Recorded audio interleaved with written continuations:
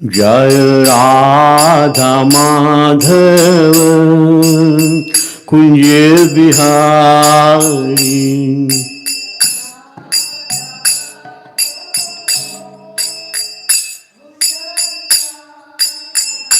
जय राधा माधव कुंज बिहारी।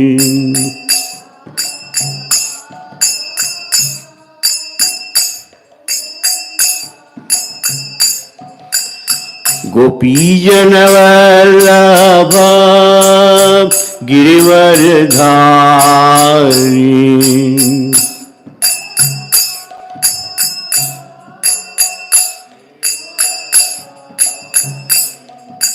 गोपीजन वल्लभ गिरिवरधारी।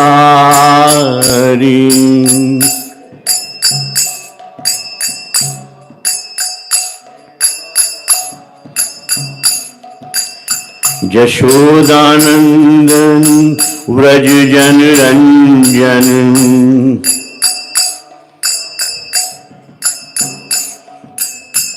यशोदानंदन व्रज जन रंजन।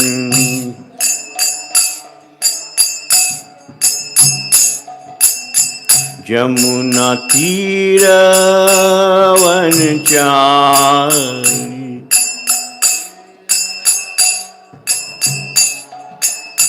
यमुना तीर वनचारी।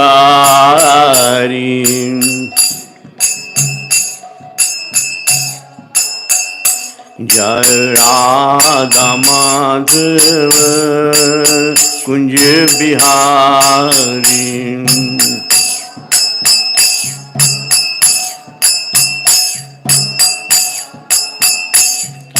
गोपीजन वल्लभ गिरिवरधारी।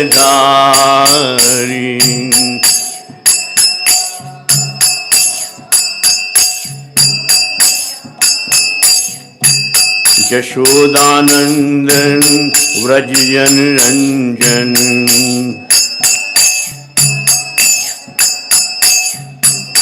यमुना तीर वनचारी।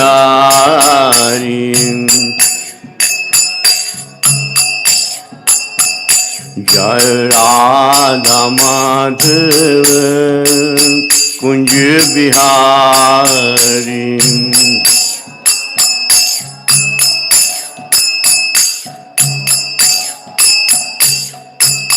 हरे कृष्णा कृष्ण कृष्ण हरे हरे, हरे राम राम राम हरे हरे।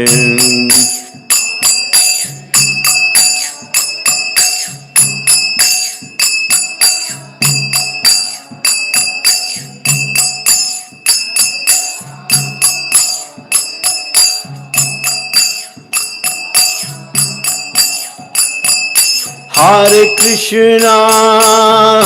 कृष्णा कृष्ण कृष्ण हरे हरे, हरे Ram Ram Ram Hare Hare.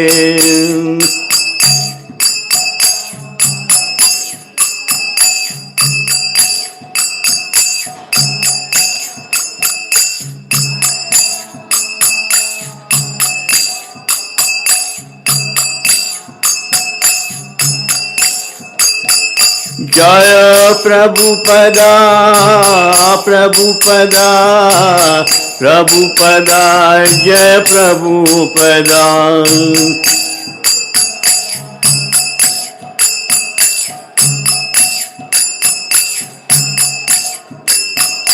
Prabhupada Prabhupada Prabhupada Prabhupada.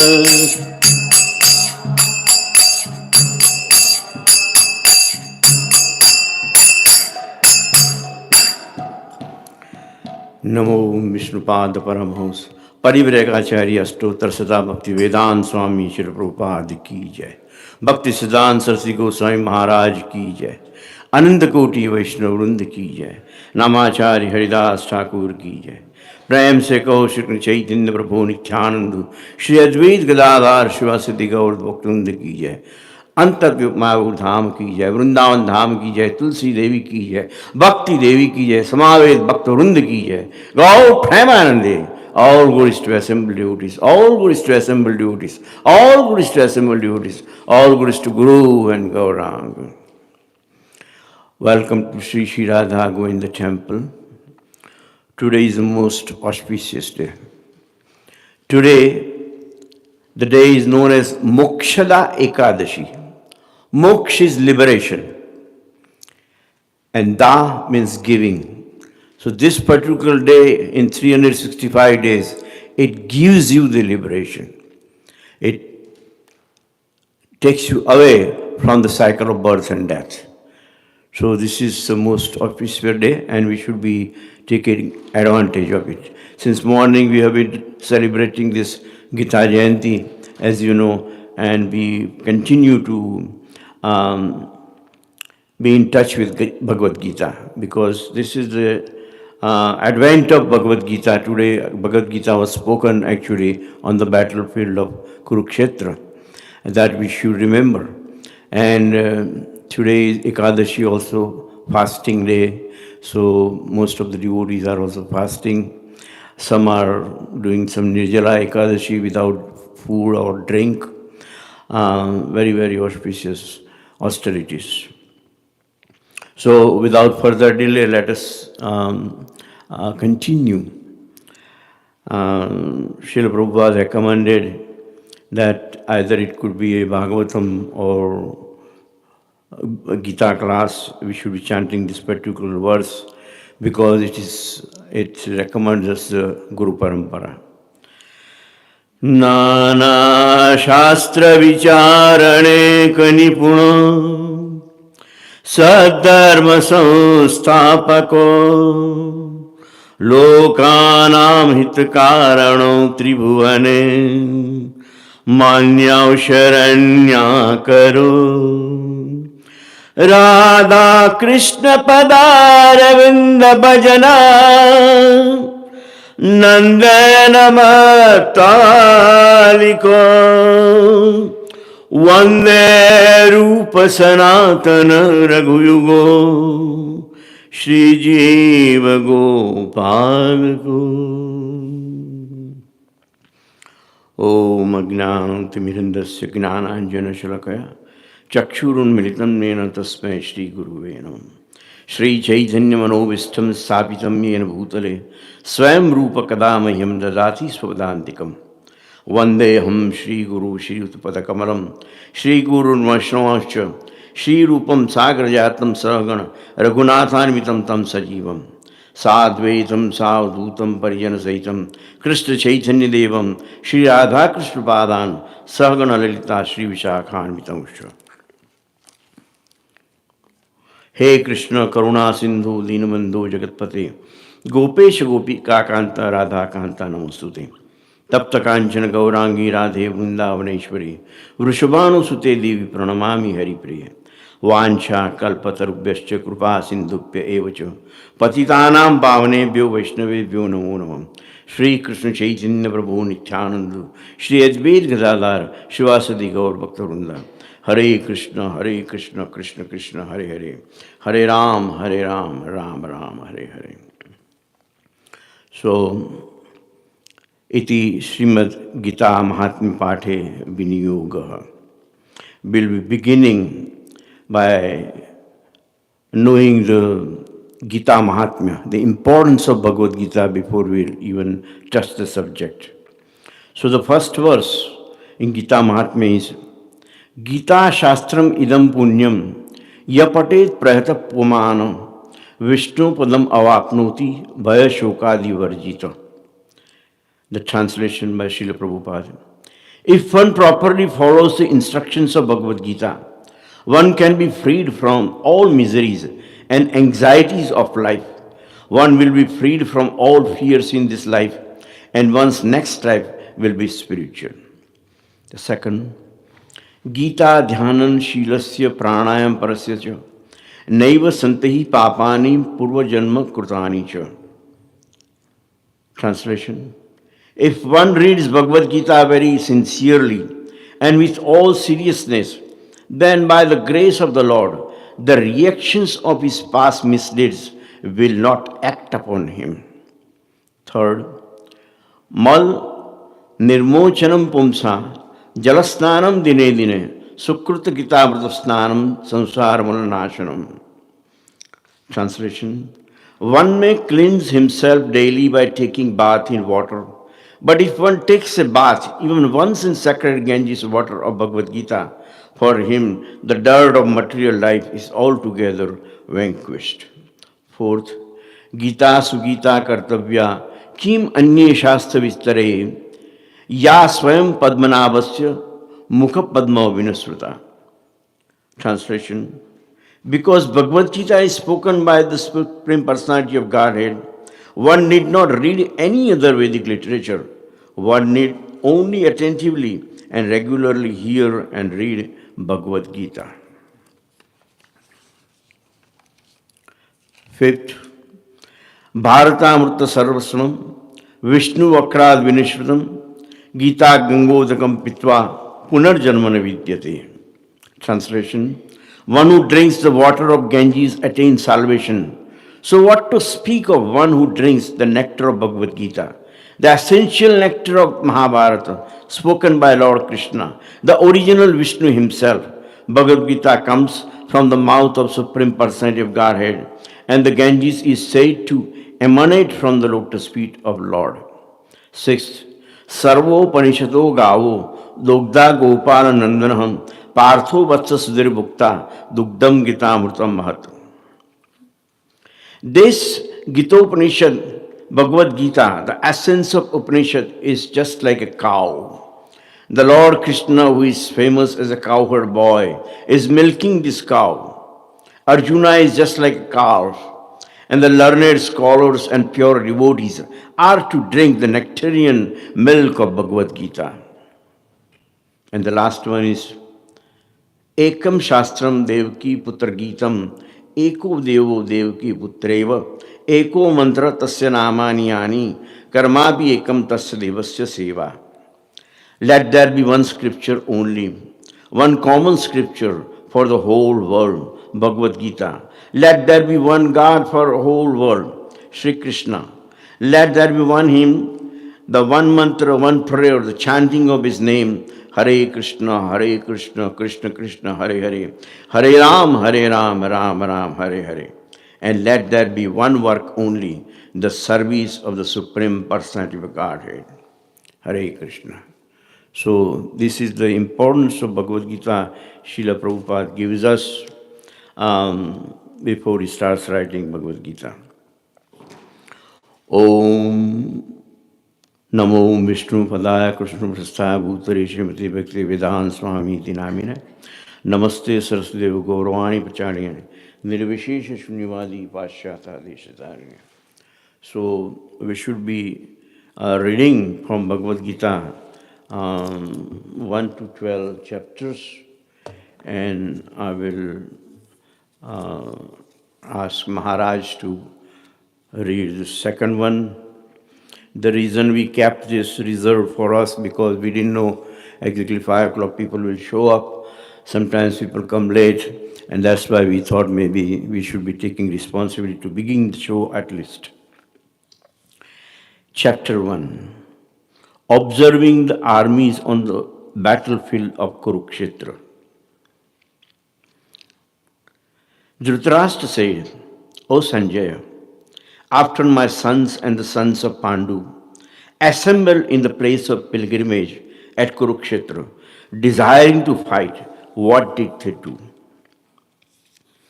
Sanjay said, O king, after looking over the army arranged in military formation by the sons of Pandu, King Duryodhana went to his teacher and spoke the following words. O my teacher, Behold the great army of the sons of Pandu, so expertly arranged by our intelligent disciple, the son of Drupada. Here in this army are many heroic bowmen equal in fighting to Bhima and Arjuna, great fighters like Yudhana, Virata, and Drupada. There are also great heroic, powerful figures like Drishtaketu, Chekitan, Kashiraj, Purujit, Kunti Bhoja, and Shaibya.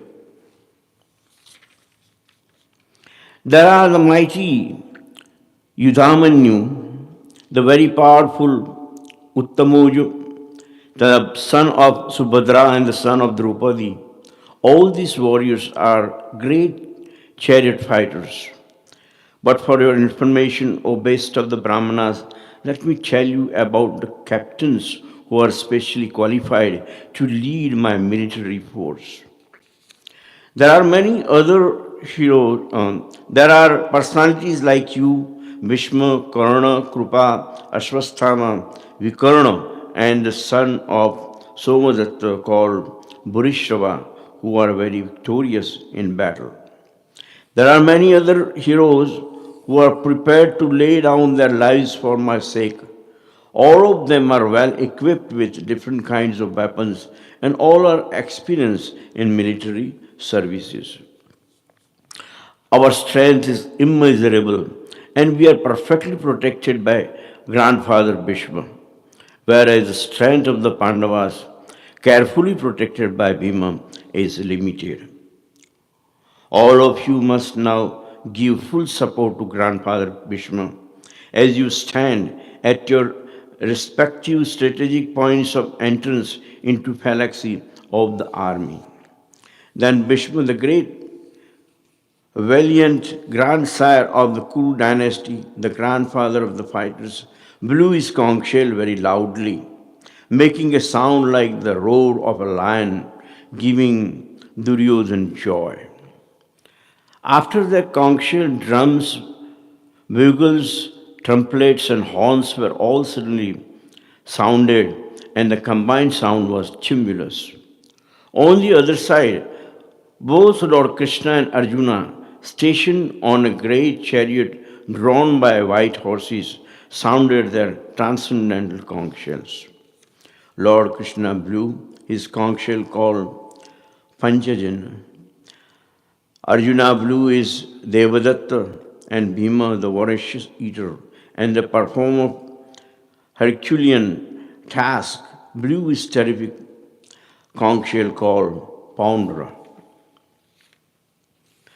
King Yudhishthira, the son of Kunti, blew his conch shell, the Ananta Vijaya, and Nukula and Sahadev blew the Sughosh and Mani Pushpak.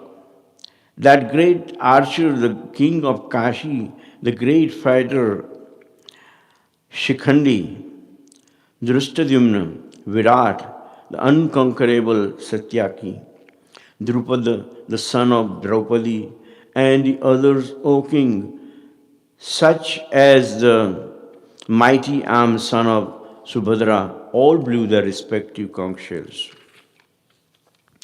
The blowing of these different conch shells became uproarious, vibrating both in the sky and on the earth. It shattered the hearts of sons of Dhritarashtra.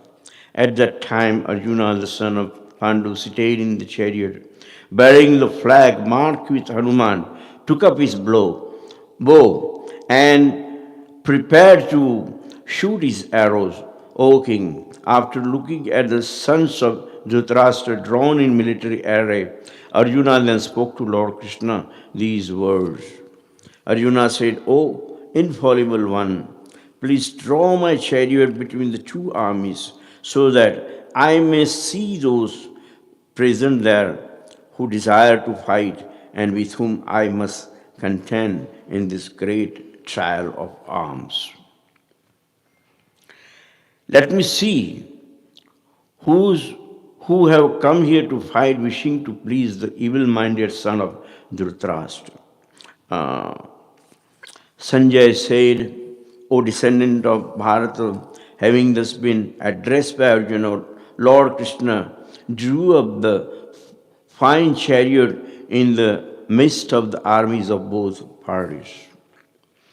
In the presence of Bhishma, Drona, and all the other chieftains of the world, the Lord said, just behold, Partha, all the Kurus assembled here.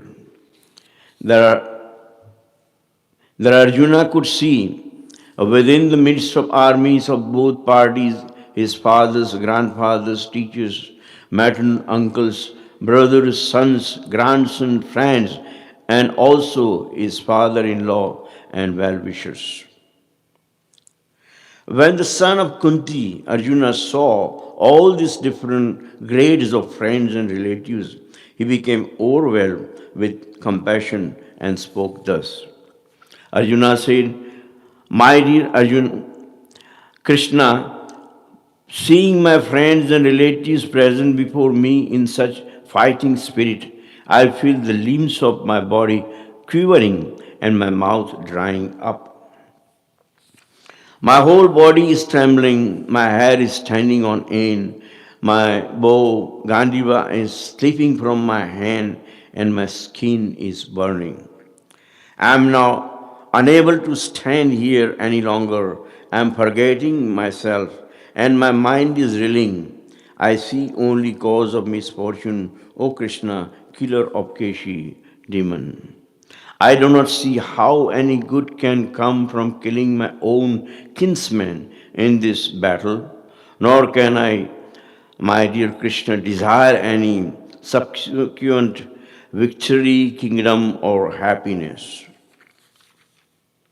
O Govinda, of what avail to us are a kingdom, happiness, or even life itself, when all those for whom we may desire them are now arrayed on this battlefield, O Madhusudana?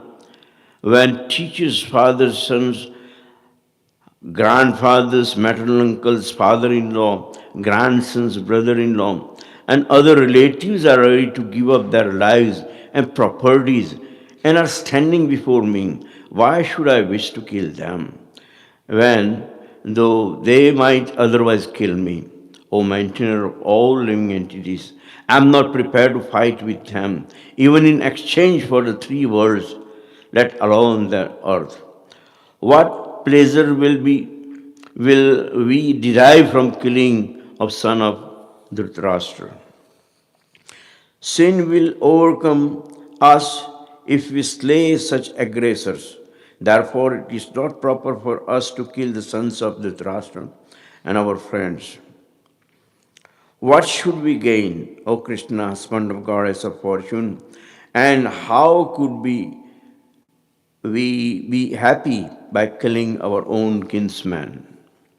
O Janardana, although these men, their hearts overtaken by greed, see no fault in killing one's family or quarreling with friends, why should we, who can see the crime in destroying a family, engage in the acts of sin?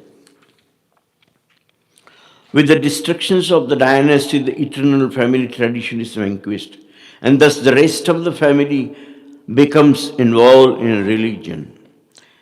When irreligion is prominent in the family, O Krishna, the woman of family becomes polluted, and from the degradation of the womanhood, O descendant of Vrishni, comes unwanted progeny. An increase of unwanted populations certainly causes hellish life, both for the family and for those who destroy the family tradition. The ancestor of such corrupt families fall down because the performance of the offering them food and water are entirely stopped. By the evil deeds of those who destroy the family tradition and thus give rise to unwanted children, all kinds of community projects and family welfare activities are devastated. O Krishna, maintainer of people, I have heard by disciplic succession that those whose family traditions are destroyed dwell always in hell. Alas, How strange it is that we are preparing to commit greatly sinful acts. Driven by the desire to enjoy a royal happiness, we are intent on killing our own kinsman. Better for me if the sons of the trust, weapon in their hands, were to kill me unarmed and unresisting on the battlefield. Sanjay said, O Arjuna, having thus spoken on the battlefield, cast aside his bow and arrow and sat down on the chariot with mind overwhelmed with grief. Thus end the Bhaktivedanta purports to first chapter of the Srimad Bhagavad Gita in the matter of observing the armies on the battlefield of Kurukshetra. Hare Krishna. Maharaj.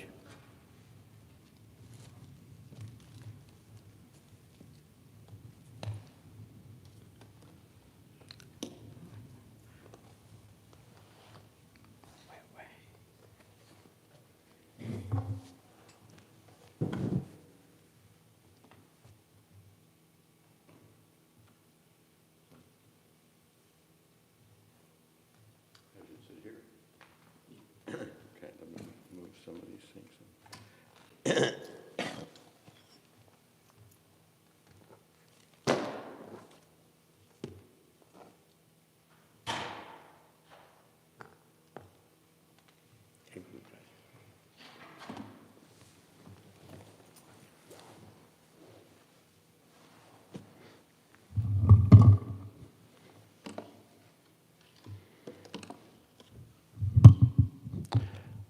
So that was chapter 1 of Bhagavad Gita, where Arjuna sees the armies and he gives his reasons for not fighting. And this is chapter 2, which is a summary chapter. So in this chapter, we hear an overview of the entire Bhagavad Gita. So this is verse 1 of chapter 2. Sanjaya said, seeing Arjuna full of compassion, his mind depressed, and his eyes full of tears, Madhusudan Krishna spoke the following words. The Supreme Personality of Godhead said, my dear Arjuna, how have these impurities come upon you? They are not at all befitting a man who knows the value of life. They lead not to higher planets, but to infamy. O son of Pritha, do not yield to this degrading impotence. It does not become you. Give up such petty weakness of heart and arise, O chastiser of the enemy. Arjuna said, O killer of enemies, O killer of Madhu, how can I counterattack with arrows in battle men like Bhishma and Drona who are worthy of my worship? It would be better to live in this world by begging than to live at the cost of the lives of great souls who are my teachers. Even though desiring worldly gain, they are superiors. If they are killed, everything we enjoy will be tainted with blood. Nor do we know which is better, conquering them or being conquered by them. If we killed the sons of Dhritarashtra, we should not care to live. Yet they are now standing before us on this battlefield. Now I'm confused about my duty and have lost all composure because of miserly weakness. In this condition, I'm asking you to tell me for certain what is the best for me. Now I am your disciple and a soul surrendered unto you. Please instruct me. I can find no means to drive away this grief, which is drying up my senses. I will not be able to dispel it, even if I win a prosperous, unrivaled kingdom on earth, with sovereignty like the demigods in heaven. Sanjaya said, having spoken thus, Arjuna, chastiser of the enemies, told Krishna, Govinda, I shall not fight, and fell silent. O descendant of Bharat, at that time, Krishna, smiling in the midst of both of the armies, spoke the following words to the grief-stricken Arjuna. The Supreme Personality of Godhead said, "While speaking learned words, you are mourning for what is not worthy of grief. Those who are wise lament neither for the living nor the dead. Never was there a time when I did not exist, nor you, nor all these kings, nor in the future shall any of us cease to be.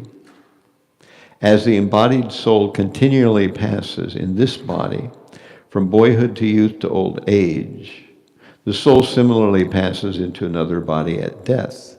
A sober person is not bewildered by such a change. O son of Kunti, the non-permanent appearance of happiness and distress, and their appearance in due course, are like the appearance and disappearance of winter and summer seasons. They arise from sense perception, O sign of Bharat, and one must learn to tolerate them without being disturbed. O best among men, Arjun, the person who is not disturbed by happiness and distress and is steady in both is certainly eligible for liberation. Those who are seers of the truth have concluded that of the non-existent, the material body, there is no endurance, and of the eternal, the soul, there is no change. This they have concluded by studying the nature of both. That which pervades the entire body you should know to be indestructible. No one is able to destroy that imperishable soul. The material body of the indestructible, immeasurable, and eternal living entity is sure to come to an end. Therefore fight, O descendant of Bharat. Neither he who thinks the living entity is slayer, nor he who thinks it is slain is in knowledge. For the self slays not, nor is slain. For the soul there is neither birth nor death at any time. He has not come into being, he does not come into being, and he will not come into being. He is unborn, eternal, ever-existing, and primeval. He is not slain when the body is slain. O Partha, how can a person who knows that the soul is indestructible, eternal, unborn, and immutable kill anyone or cause anyone to kill? As a person puts on new garments, giving up the old ones, the soul similarly accepts new material bodies, giving up the old and useless ones. The soul can never be cut into pieces by any weapon, nor burned by fire, nor moistened by water, nor withered by the wind.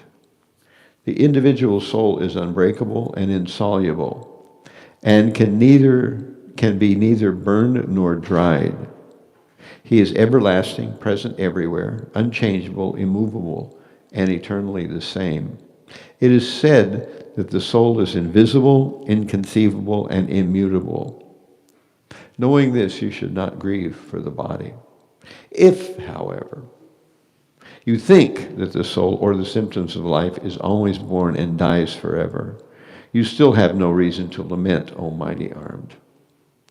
One who has taken his birth is sure to die, and after death one is sure to take birth again. Therefore, in the unavoidable discharge of your duty, you should not lament. All created beings are unmanifest in their beginning, manifest in their interim state, and unmanifest again when annihilated. So what need is there for lamentation? Some look on the soul as amazing, some describe him as amazing, some hear of him as amazing, while others, even after hearing about him, cannot understand him at all. O descendant of Bharat, he who dwells in the body can never be slain. Therefore you need not grieve for any living being. Considering your specific duty as a Kshatriya, you should know that there is no better engagement for you than fighting on religious principles, so there is no need for hesitation. O Partha, happy are the Kshatriyas to whom such fighting opportunities come unsought, opening for them the doors to the heavenly planets. If, however, you do not perform your religious duty of fighting, Then you will certainly incur sins for neglecting your duties, and thus lose your reputation as a fighter. People will always speak of your infamy, and for a respectable person, dishonor is worse than death. The great generals who have highly esteemed your name and fame will think that you have left the battlefield out of fear only, and thus they will consider you insignificant. Your enemies will describe you in many unkind words and scorn your ability. What could be more painful for you?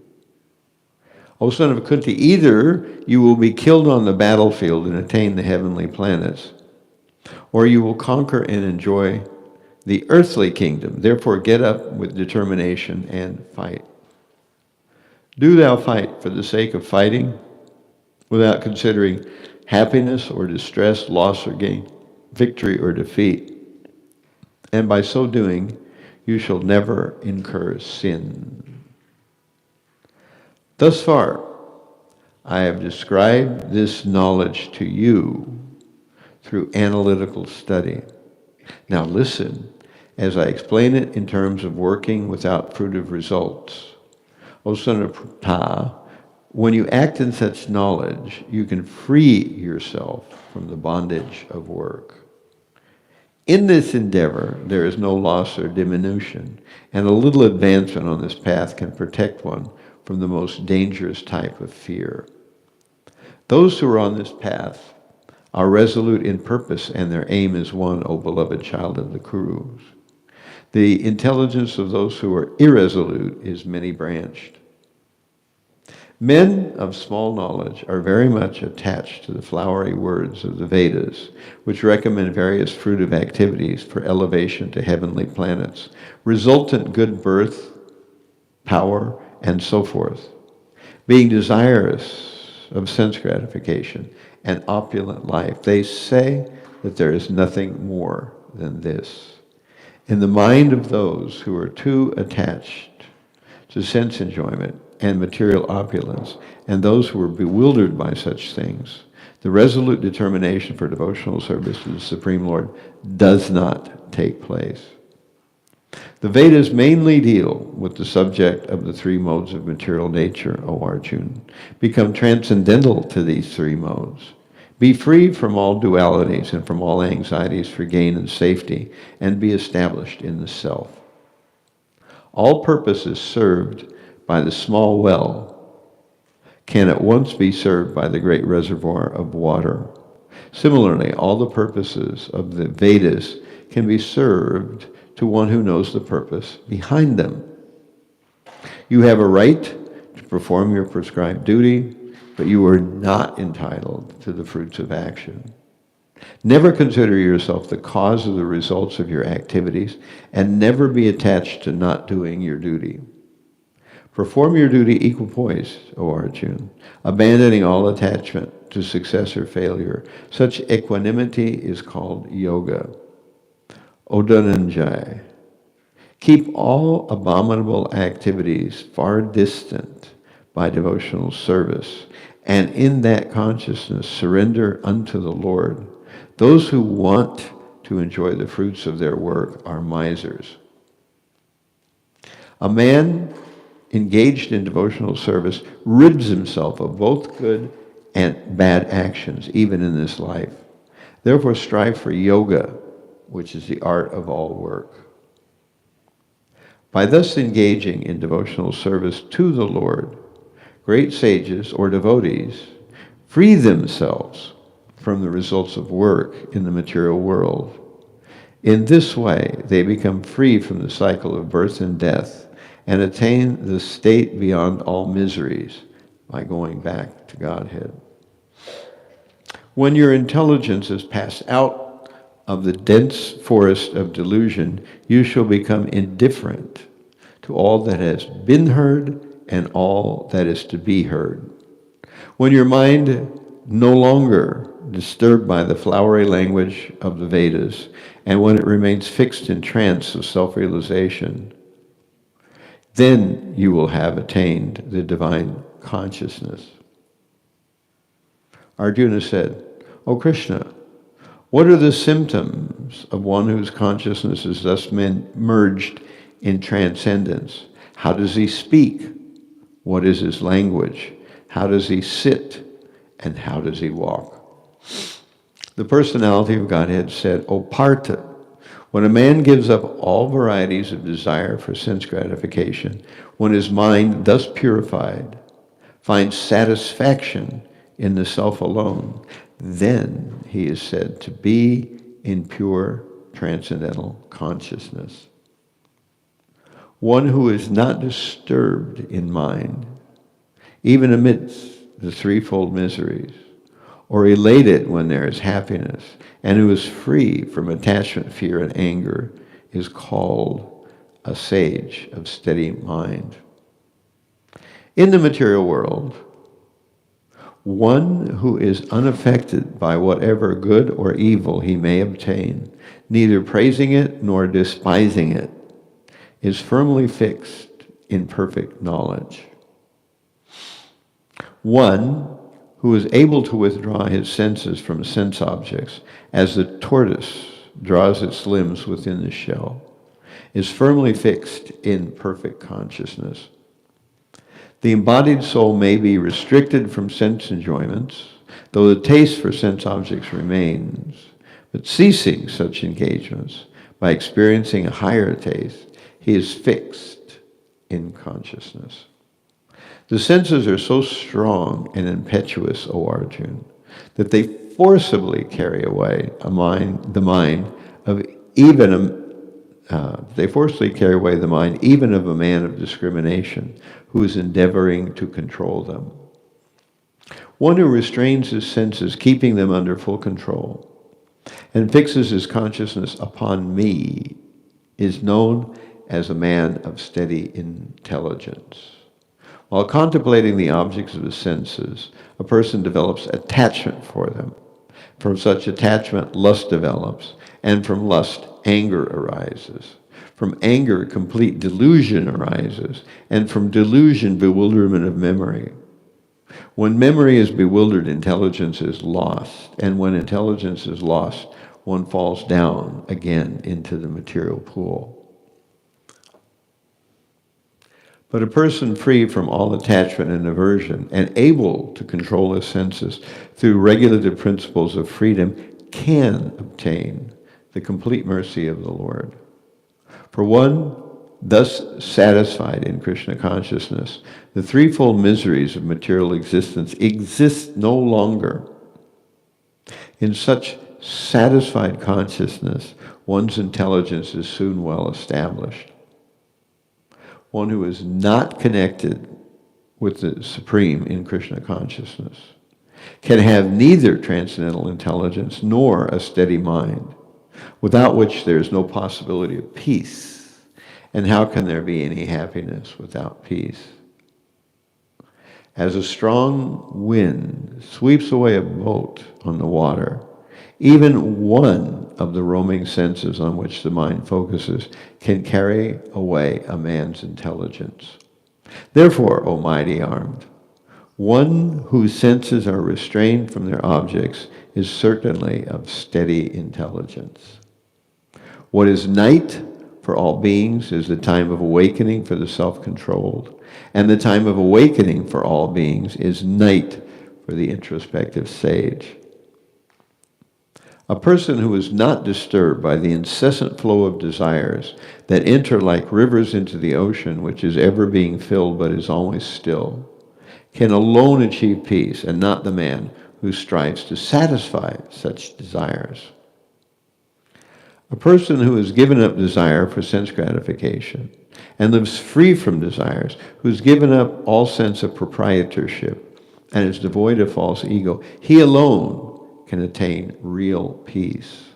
That is the way of spiritual and godly life, after attaining which a man is not bewildered.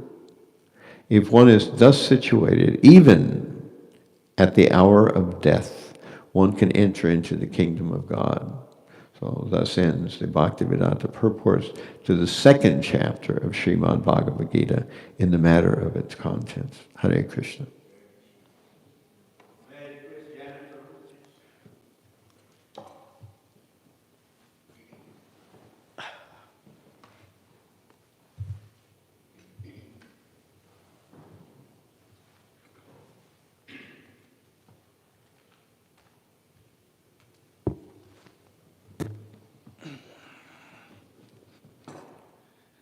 Hare Krishna.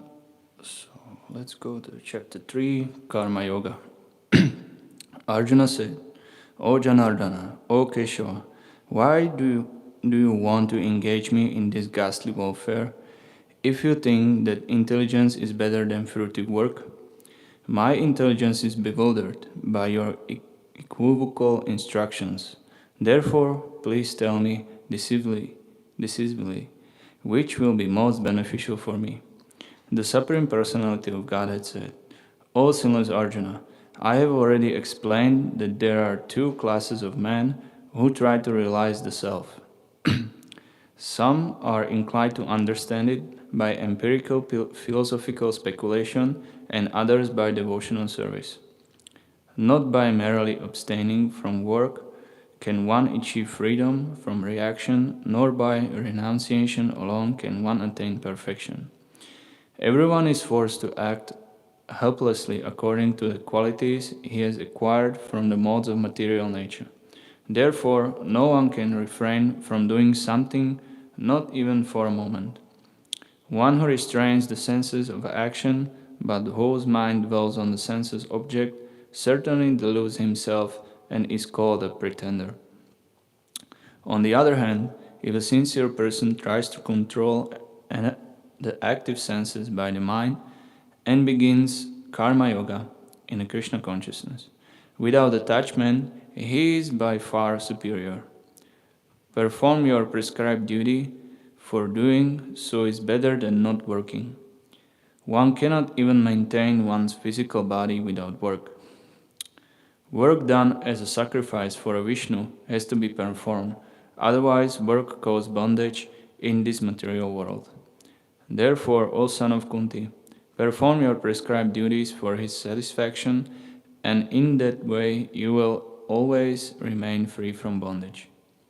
In the beginning of creation, the Lord of all creatures sent 4 generations of men and demigods, along with sacrifices for Vishnu, and blessed them by saying, Be thou happy by this yagya, sacrifice, because its performance will bestow upon you everything desirable for living happily and achieving liberation.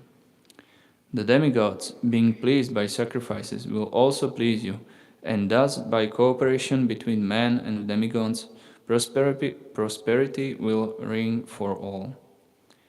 In charge of the various necessities of life, the demigods, being satisfied by the performance of yagya, sacrifice, will supply all necessities to you.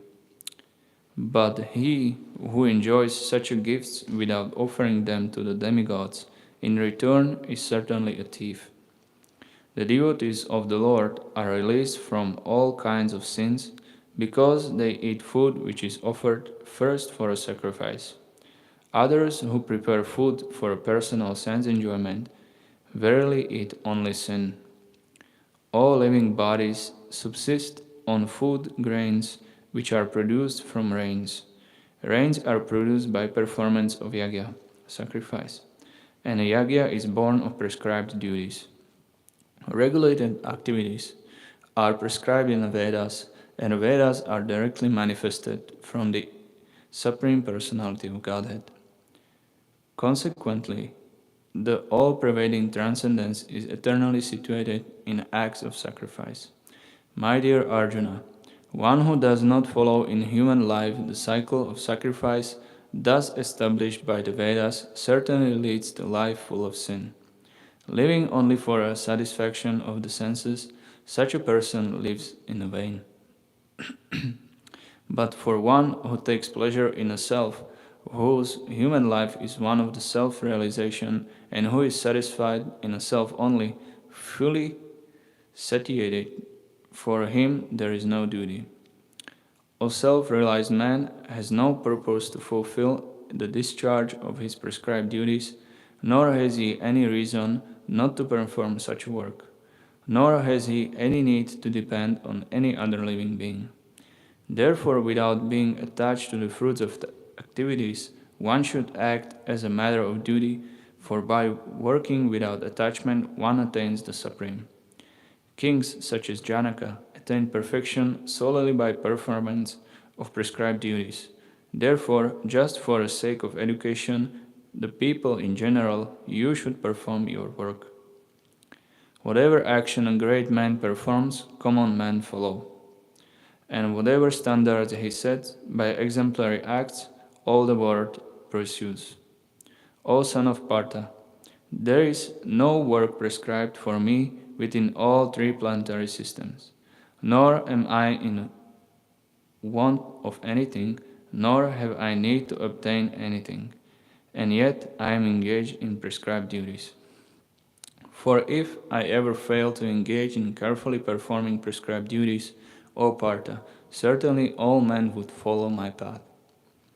If I did not perform prescribed duties, all these worlds would be put to ruination.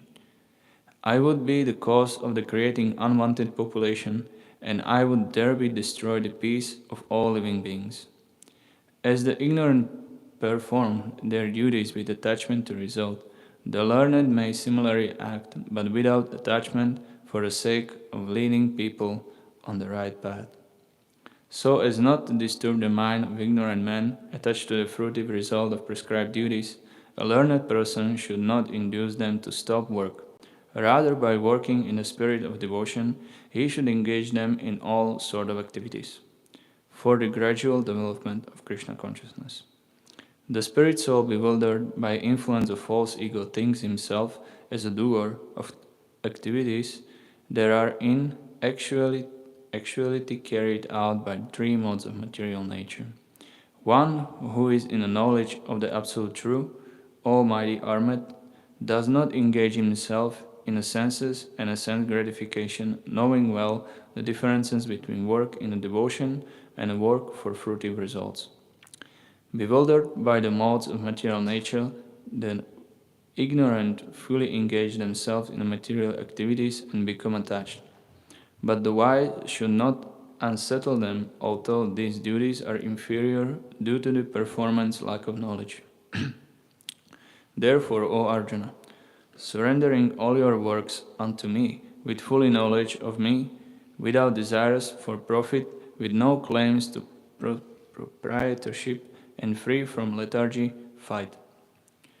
Those persons who execute their duties according to my injunctions and who follows this teaching faithfully without envy become free from the bondage of fruitive actions. But those who, out of envy, disregard this teaching and do not follow them regularly are to be considered bereft of all knowledge, befooled and ruined in their endeavors for perfection. Even a man of knowledge acts according to his own nature, for everyone follows the nature he has acquired from three modes. What can repression accomplish? There are principles to regulate attachment and aversion pertaining to the senses and their objects. One should not come under the control of such attachments and aversions because they are stumbling blocks on the path of self-realization. It is far better to discharge one's prescribed duties, even though faultily, than another duties perfectly. Distractions in the course of performing one's duty is better than engaging in another duties, for to follow another path is dangerous. Arjuna said, O descendant of Vrishni, by what is one impelled to sinful acts even unwillingly, as if engaged by a force? The Supreme Personality of Godhead said, it is lust only, Arjuna, which is born of contact with the material mode of passion and later transformed into wrath, and which is the all-devouring sinful enemy of this world. As a fire is covered by smoke, as a mirror is covered by dust, or as an embryo is covered by the womb, the living entity is similarly covered by different degrees of this lust. Thus the wise living entity, pure consciousness, becomes covered by his eternal enemy in the form of lust, which is never satisfied and which burns like a fire. The senses, the mind, and the intelligence are the sitting places of this lust. Through them, lust covers the real knowledge of the living entity and bewilders him. Therefore, O Arjuna, best of the Bharatas in the very beginning carp this great symbol of sin, lust, by the regulating the senses, and slay this destroyer of knowledge and self-realization. The working senses are superior to dull matter. Mind is higher than the senses. Intelligence is still higher than the mind, and he, the soul, is even higher than the intelligence. Thus, knowing oneself to be transcendental to the material senses, mind, and intelligence, almighty armed Arjuna, one should steady the mind by deliberate spiritual intelligence, Krishna consciousness, and thus by spiritual strength conquer this insatiable enemy known as lust. Hare Krishna.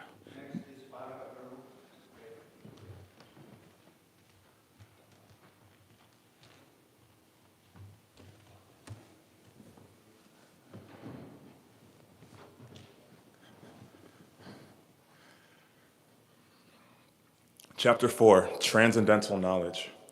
Text 1. The personality of Godhead, Lord Shri Krishna said, I instructed this imperishable science of yoga to the sun god Vivisvan, and Vivisvan instructed it to Manu, the father of mankind, and Manu in turn instructed it to Ishvaku. This supreme science was thus received through the chain of disciplic succession, and the saintly kings understood it in that way. But in course of time, the succession was broken, and therefore the science as it appears to be lost. That very ancient science of the relationship with the Supreme is told by me to you because you are my devotee as well as my friend, and can therefore understand the transcendental mystery of this science. Arjuna said, the sun god Vivisvan is senior by birth to you. How am I to understand that in the beginning you instructed this science to him? The personality of Godhead said, many, many births both you and I have passed. I can remember all of them, but you cannot, O subduer of the enemy. Although I am unborn, and my transcendental body never deteriorates, and although I am the Lord of all living entities, I still appear in every millennium in my original transcendental form. Whenever and wherever there is a decline in religious practice, O descendants of Bharat, and a predominant rise of irreligion, at that time I descend myself, to deliver the pious and to annihilate the miscreants, as well as to reestablish the principles of religion. I myself appear millennium after millennium. One who knows the transcendental nature of my appearance and activities does not, upon leaving the body, take his birth again in this material world, but attains my eternal abode, O Arjuna. Being freed from attachment, fear, and anger, being fully absorbed in me and taking refuge in me, many, many persons in the past became purified by knowledge of me, and thus they all attained transcendental love for me. As all surrender unto me, I reward them accordingly. Everyone follows my path in all respects, O son of Pritha. Men in this world desire success and fruit of activities, and therefore they worship the demigods. Quickly, of course, men get results from fruit of work in this world. According to the three modes of material nature and the work associated with them, the four divisions of human society are created by me. And although I am the creator of this system, you should know that I am yet the non-doer, being unchangeable. There is no work that affects me, nor do I aspire for the fruits of action. One who understands this truth about me also does not become entangled in the fruit of reactions of work. All the liberated souls in ancient times acted with this understanding of my transcendental nature. Therefore, you should perform your duty following in their footsteps. Even the intelligent are bewildered in determining what is action and what is inaction. Now I shall explain to you what action is, knowing which you shall be liberated from all misfortune. The intricacies of action are very hard to understand. Therefore, one should know properly what action is, and what forbidden action is, and what inaction is. One who sees inaction in action, and action and inaction, is intelligent among men. He is in the transcendental position, although engaged in all sorts of activities. One is understood to be in full knowledge, whose every endeavor is devoid of desire for sense gratification. He is said by sages to be a worker for whom the reactions of work have been burned up by the fire of perfect knowledge. Abandoning all attachment to the results of his activities, ever satisfied and independent, he performs no fruitive action, although engaged in all kinds of undertakings. Such a man of understanding acts with mind and intelligence perfectly controlled, gives up all sense of proprietorship over his possessions, and acts only for the bare necessities of life. Thus working, he is not affected by sinful reactions. He who is satisfied with the gain which comes of its own accord, who is free from duality and does not envy, who is steady in both success and failure, is never entangled, although performing actions.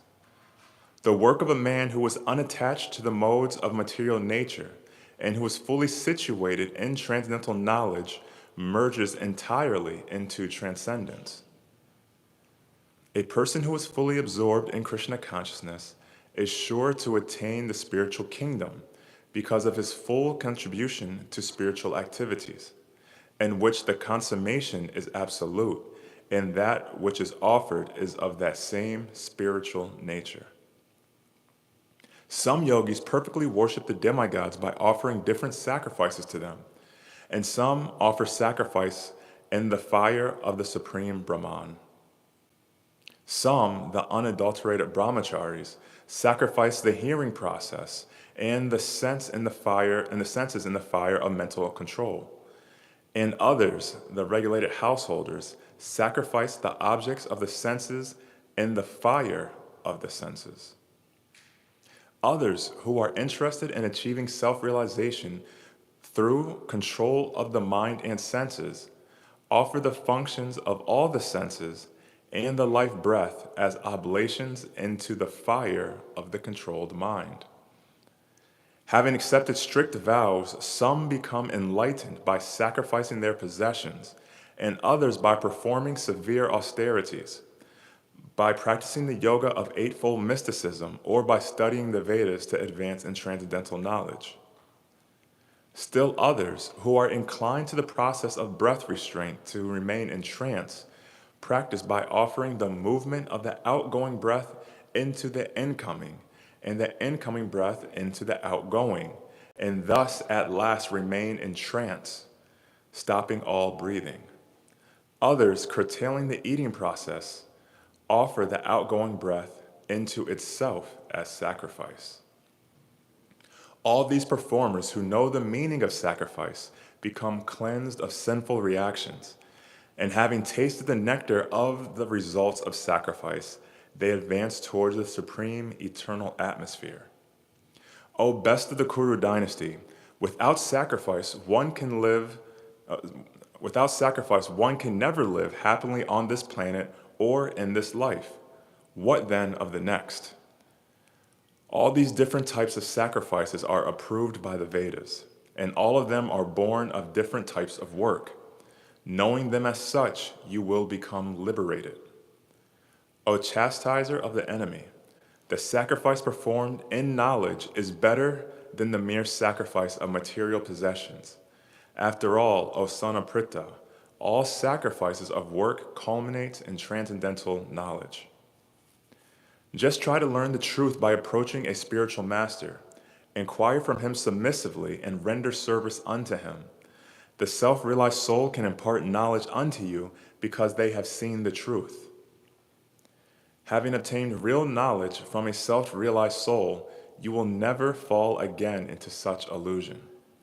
For by this knowledge you will see that all living beings are but part of the Supreme, or in other words, that they are mine. If you are considered to be the most sinful of all sinners, when you are situated in the boat of transcendental knowledge, you will be able to cross over the ocean of miseries.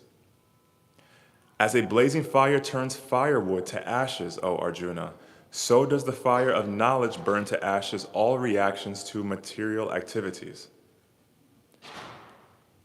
In this world, there is nothing so sublime and pure as transcendental knowledge. Such knowledge is the mature fruit of all mysticism, and one who has become accomplished in the practice of devotional service enjoys this knowledge within himself in due course of time.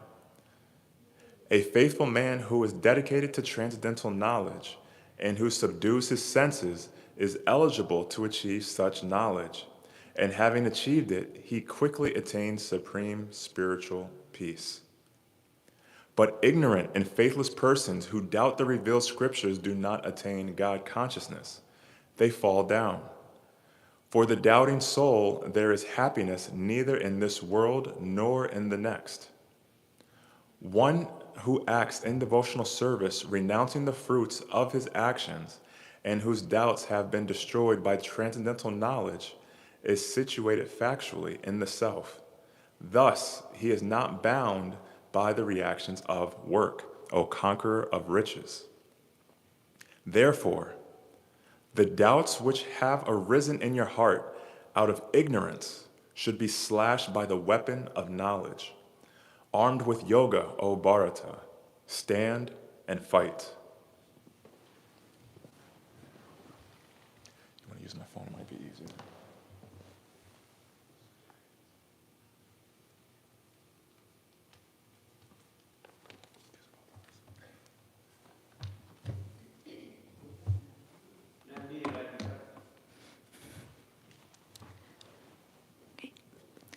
Chapter 5, Karma Yoga, Action, and Krishna Consciousness.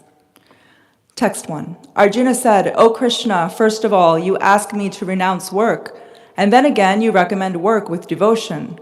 Now will you kindly tell me, definitely, which of the two is more beneficial?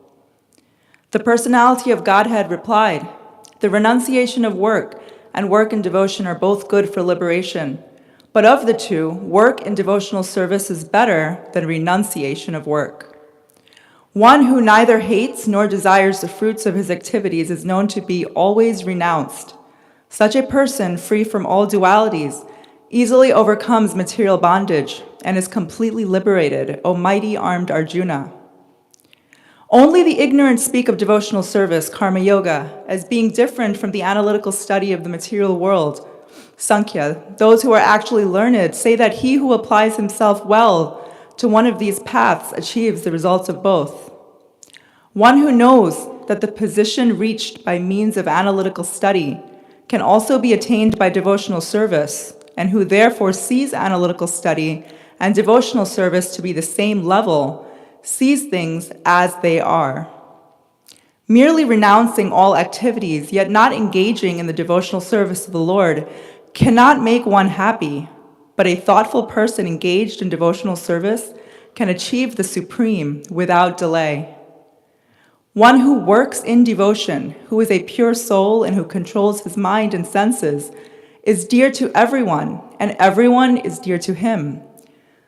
Though always working, such a man is never entangled.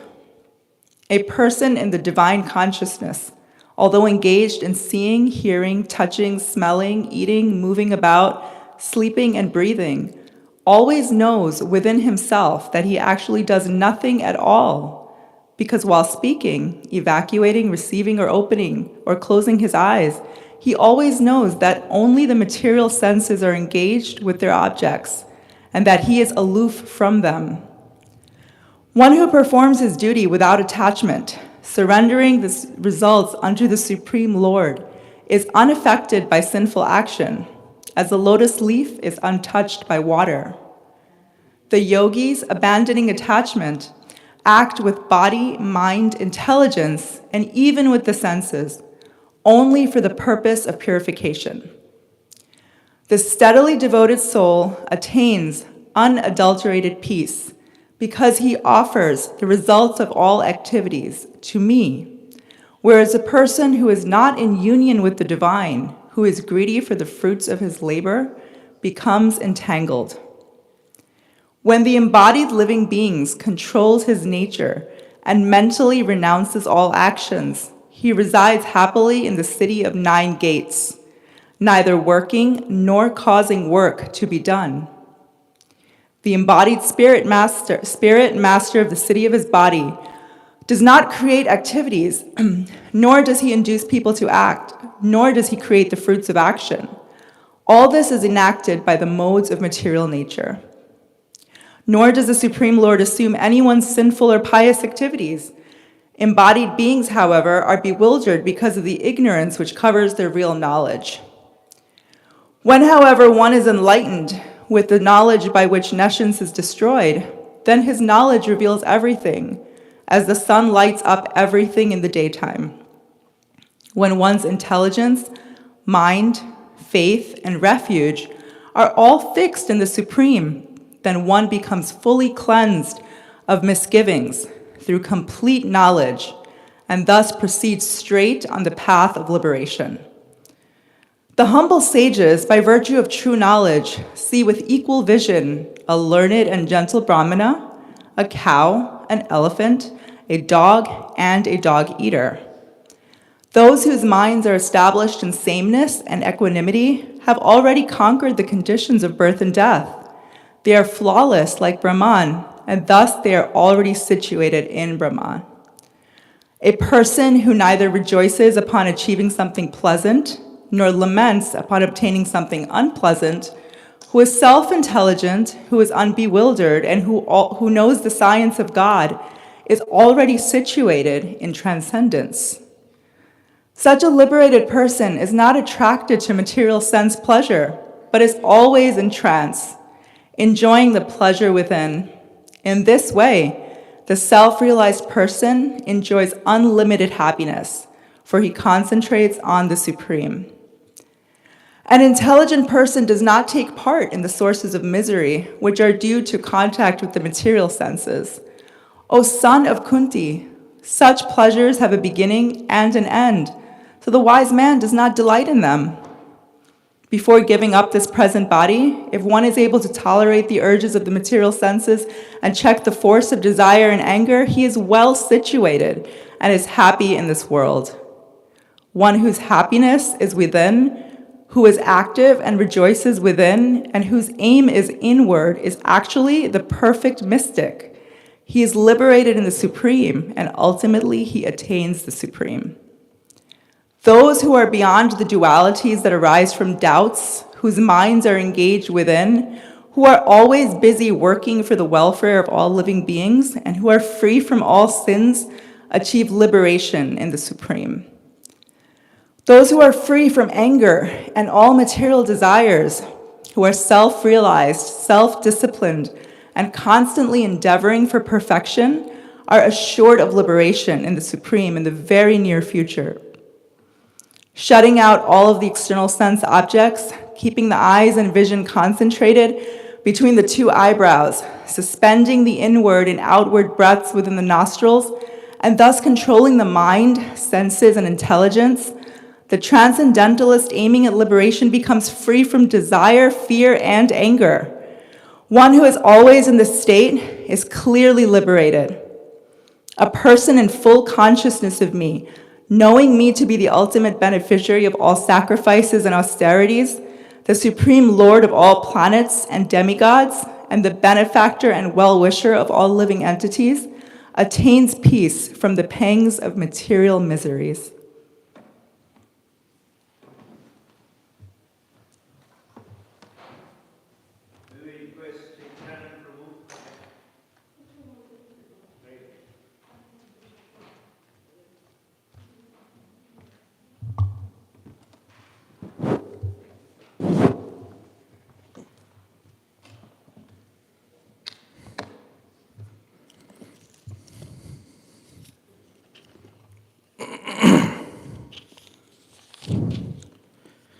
the Supreme Personality of Godhead said, "One who is unattached to the fruits of his work and who works as he is obligated is in the renounced order of life. He is the true mystic, not he who lights no fire and performs no duty."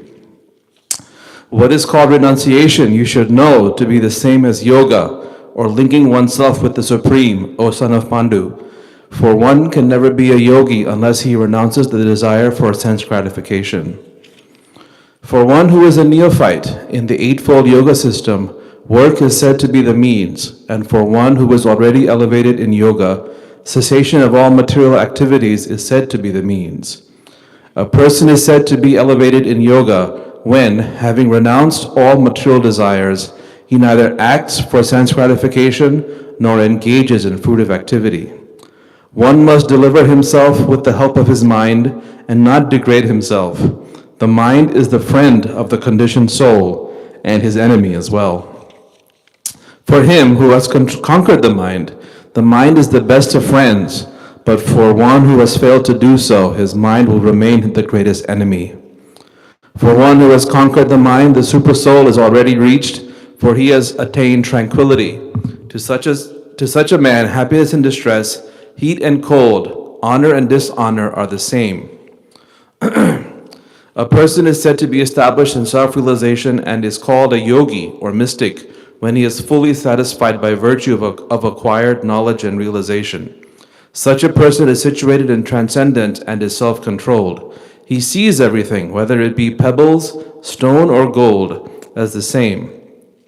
A person is considered still further advanced when he regards honest well-wishers, affectionate benefactors, the neutral mediators, the envious, friends and enemy, the pious and the sinners, all with equal mind. A transcendentalist should always engage his body, mind, and self in relationship with the Supreme. He should live alone in a secluded place and should always carefully control his mind. He should be free from desires and feelings of possessiveness. To practice yoga, one should go to a secluded place and should lay kusha grass on the ground and then cover it with a deer skin and soft cloth. The seat should be neither too high nor too low and should be situated in a sacred place. The yogi should then sit on it very firmly and practice yoga to purify the heart by controlling his mind, senses, and activities and fixing the mind on one point. One should hold one's body, neck, head erect in a straight line and stare steadily at the tip of the nose. Thus, with an unagitated, subdued mind, devoid of fear, completely free of sex life, one should meditate upon me within the heart and make me the ultimate goal of life. Thus, practicing constant control of the body, mind, and activities, the mystic transcendentalist, his mind regulated, attains to the kingdom of God, or the abode of Krishna, by cessation of material existence. There is no possibility of one becoming a yogi, O Arjuna, if one eats too much or eats too little, sleeps too much or does not sleep enough. He who is regulated in his habits of eating, sleeping, recreation, and work can mitigate all material pains by practicing the yoga system. When the yogi, by practice of yoga, disciplines his mental activities and becomes situated in transcendence, devoid of all material desires, he is said to be well established in yoga. As a lamp in a windless place does not waver, so the transcendentalist, whose mind is controlled, remains steady, always steady in his meditation on the transcendent self. In the stage of perfection called trance or samadhi, one's mind is completely restrained from material mental activities by practice of yoga. This perfection is characterized by one's ability to see the self by the pure mind and to relish and rejoice in the self. In that joyous state, one is situated in boundless transcendental happiness, realized through transcendental senses. Established thus, one never departs from the truth, and upon gaining this, he thinks there is no greater gain. Being situated in such a position, one is never shaken, even in the midst of great difficulty. This, indeed, is actual freedom from all miseries arising from material contact. One should engage oneself in the practice of yoga with determination and faith and not be deviated from the path. One should abandon, without exception, all material desires born of mental speculation and thus control all the senses on all sides by the mind. Gradually, step by step, one should become situated in trance by means of intelligence, sustained by full conviction, and thus the mind should be fixed on the self alone and should think of nothing else. From wherever the mind wanders due to its flickering and unsteady nature, one must certainly withdraw it and bring it back under the control of the self. The yogi whose mind is fixed on me verily attains the highest perfection of transcendental happiness. He is beyond the mode of passion. He realizes his qualitative identity with the Supreme, and thus he is freed from all reactions to past deeds. Thus, the self-controlled yogi, constantly engaged in yoga practice, becomes free from all material contamination and achieves the highest stage of perfect happiness in transcendental loving service to the Lord. A true yogi observes me in all beings and also sees every being in me. Indeed, the self-realized person sees me, the same Supreme Lord, everywhere. For one who sees me everywhere and sees everything in me, I am never lost, nor is he ever lost to me. Such a yogi who engages in the worshipful service of the Supersoul, knowing that I and the Supersoul are one, remains always in me in all circumstances. He is a perfect yogi who, by comparison to his own self, sees the true equality of all beings, in both their happiness and distress, O Arjuna. Arjuna said, O Madhusudana, the system of yoga which you have summarized appears impractical and undurable to me, for the mind is restless and unsteady. For the mind is restless, turbulent, obstinate, and very strong. O Krishna, and to subdue it, I think, is more difficult than controlling the wind. Lord Sri Krishna said, O mighty armed son of Kunti, it is undoubtedly very difficult to curb the restless mind, but it is possible by suitable practice and by detachment. For one whose mind is unbridled, self-realization is difficult work, but he whose mind is controlled and who strives by appropriate means is assured of success. That is my opinion. Arjuna said, O Krishna, what is the destination of the unsuccessful transcendentalist, who in the beginning takes to the process of self-realization with faith, but who later desists due to worldly mindedness and thus does not attain perfection in mysticism? O mighty armed Krishna, does not such a man who is bewildered from the path of transcendence fall away from both spiritual and material success and perish like a riven cloud with no position in any sphere? This is my doubt, O Krishna, and I ask you to dispel it completely. But for you, no one is to be found who can destroy this doubt. The Supreme Personality of Godhead said, Son of Pritha, a transcendentalist engaged in auspicious activities does not meet with destruction either in this world or in the spiritual world. One who does good, my friend, is never overcome by evil. The unsuccessful yogi, after many, many years of enjoyment on the planets of the pious living entities, is born into a family of righteous people or into a family of rich aristocracy. Or, if unsuccessful after a long practice of yoga, he takes birth in a family of transcendentalists who are surely great in wisdom. Certainly, such a birth is rare in this world. On taking such a birth, he revives the divine consciousness of his previous life, and he again tries to make further progress in order to achieve complete success, O son of Kuru. By virtue of the divine consciousness of his previous life, he automatically becomes attracted to the yogic principles, even without seeking them. Such an inquisitive transcendentalist stands always above the ritualistic principles of the scriptures. And when the yogi engages himself with sincere endeavor in making further progress, but being washed of all contaminations, then ultimately achieving perfection after many, many births of practice, he attains the supreme goal. A yogi is greater than the ascetic, greater than the empiricist, and greater than the fruitive worker. Therefore, in Arjuna, in all circumstances, be a yogi.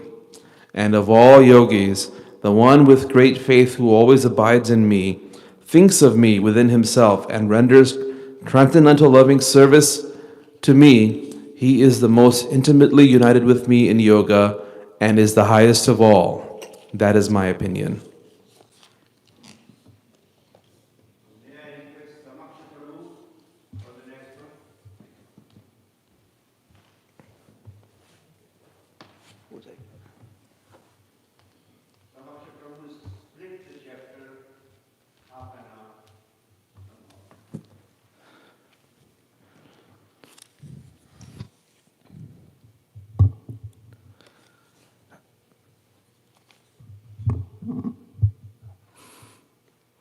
The Supreme Personality of Godhead said, "Now hear, O son of Pritha, how by practicing yoga in full consciousness of me, with mind attached to me, you can know me in full, free from doubt.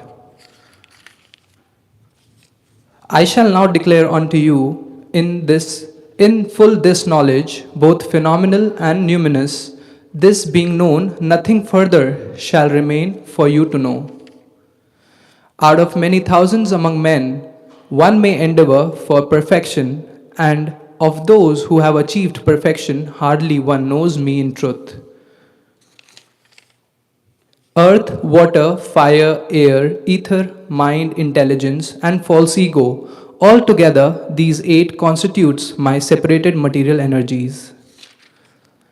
Beside these, O mighty armed Arjuna, there is another superior energy of mine, which comprises the living entity who are exploiting the resources of this material inferior nature. All created beings have their source in these 2 natures. Of all that is material and all that is spiritual in this world, know for certain that I am both the origin and the dissolution. O conqueror of wealth, there is no truth superior to me. Everything rests upon me as pearl are strung on the thread.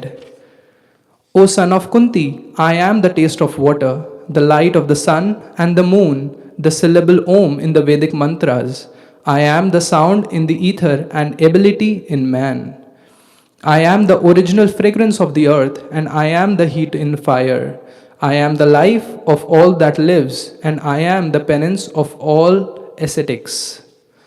O son of Pritha, now that I am the original seed of all existence, the intelligence of the intelligent, and the prowess of the powerful men, I am the strength of the strong, devoid of passion and desire. I am sex life, which is contrary to religious principles. O Lord of the Bharatas.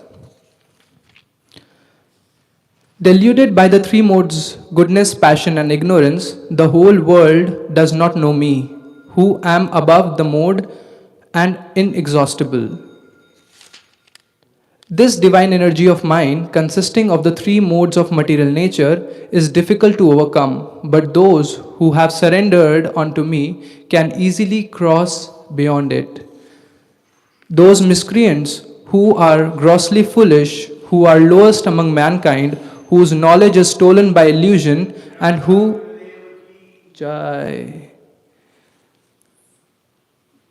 Those miscreants who are grossly foolish, who are lowest among mankind, whose knowledge is stolen by illusion, and who partake to the atheistic nature of demons, do not surrender unto me.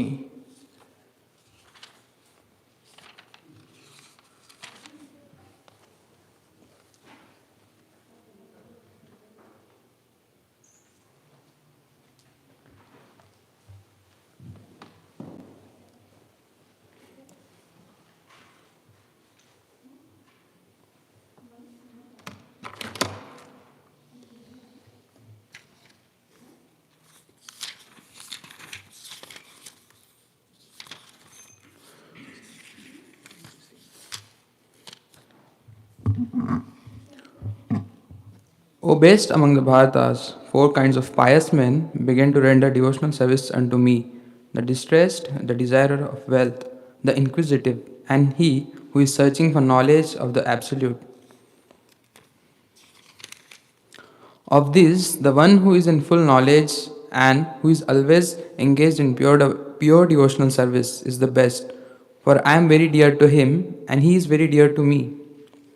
All these devotees are undoubtedly magnanimous souls, but he who is situated in knowledge of me, I consider to be just like my own self. Being engaged in my transcendental service, he is sure to attain me, the highest and most perfect goal. After many births and deaths, he who is actually in knowledge surrenders unto me, knowing me to be the cause of all causes and all that is. Such a great soul is very rare. Those whose intelligence has been stolen by material desires surrender unto demigods and follow the particular rules and regulations of worship according to their own natures.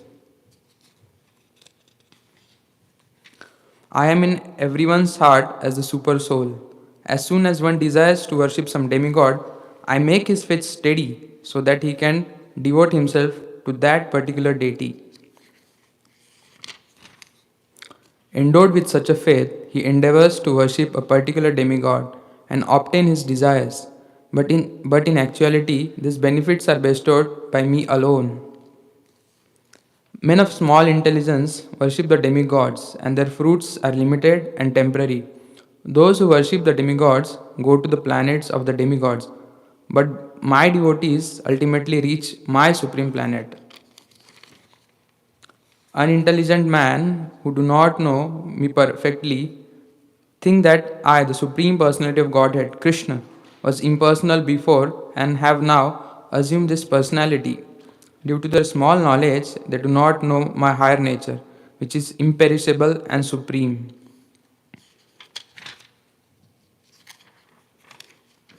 I am never manifest to the foolish and unintelligent. For them, I am covered by my internal potency, and therefore they do not know that I am unborn and infallible. O Arjuna, as a supreme personality of Godhead, I know everything that has happened in the past, all that is happening in the present, and all things that are yet to come. I also know all living entities, but me no one knows. O Son of Bharata, O conqueror of the foe, all living entities are born into delusion, bewildered by dualities arisen from desire and hate. Persons who have acted piously in previous lives and in this lives, and whose sinful actions are completely eradicated, are freed from the dualities of delusion, and they engage themselves in my service with determination.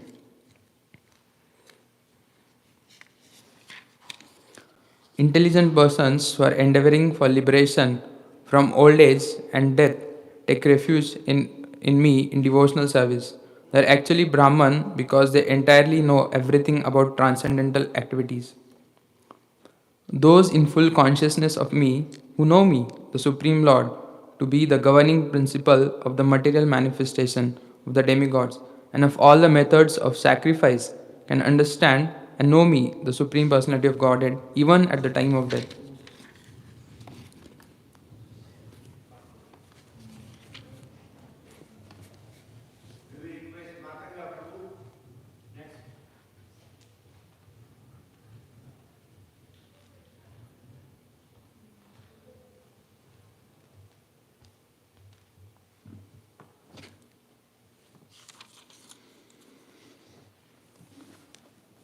Chapter 8 Attaining the Supreme. Arjuna inquired, O my Lord, O Supreme Person, what is Brahman? What is the Self? What are the fruitive activities? What is this material manifestation? And what are the demigods? Please explain this to me. Who is the Lord of sacrifice and how does he live in the body, O Madhusudana? And how can those engaged in devotional service know you at the time of death? The Supreme Personality of Godhead said, The indestructible transcendental living entity is called Brahman, and his eternal nature is called Adhyatma, the self. Action pertaining to the development of the material bodies of the living entity is called karma, or fruit of activities. O best of the embodied beings, the physical nature, which is constantly changing, is called Adibhut, the material manifestation.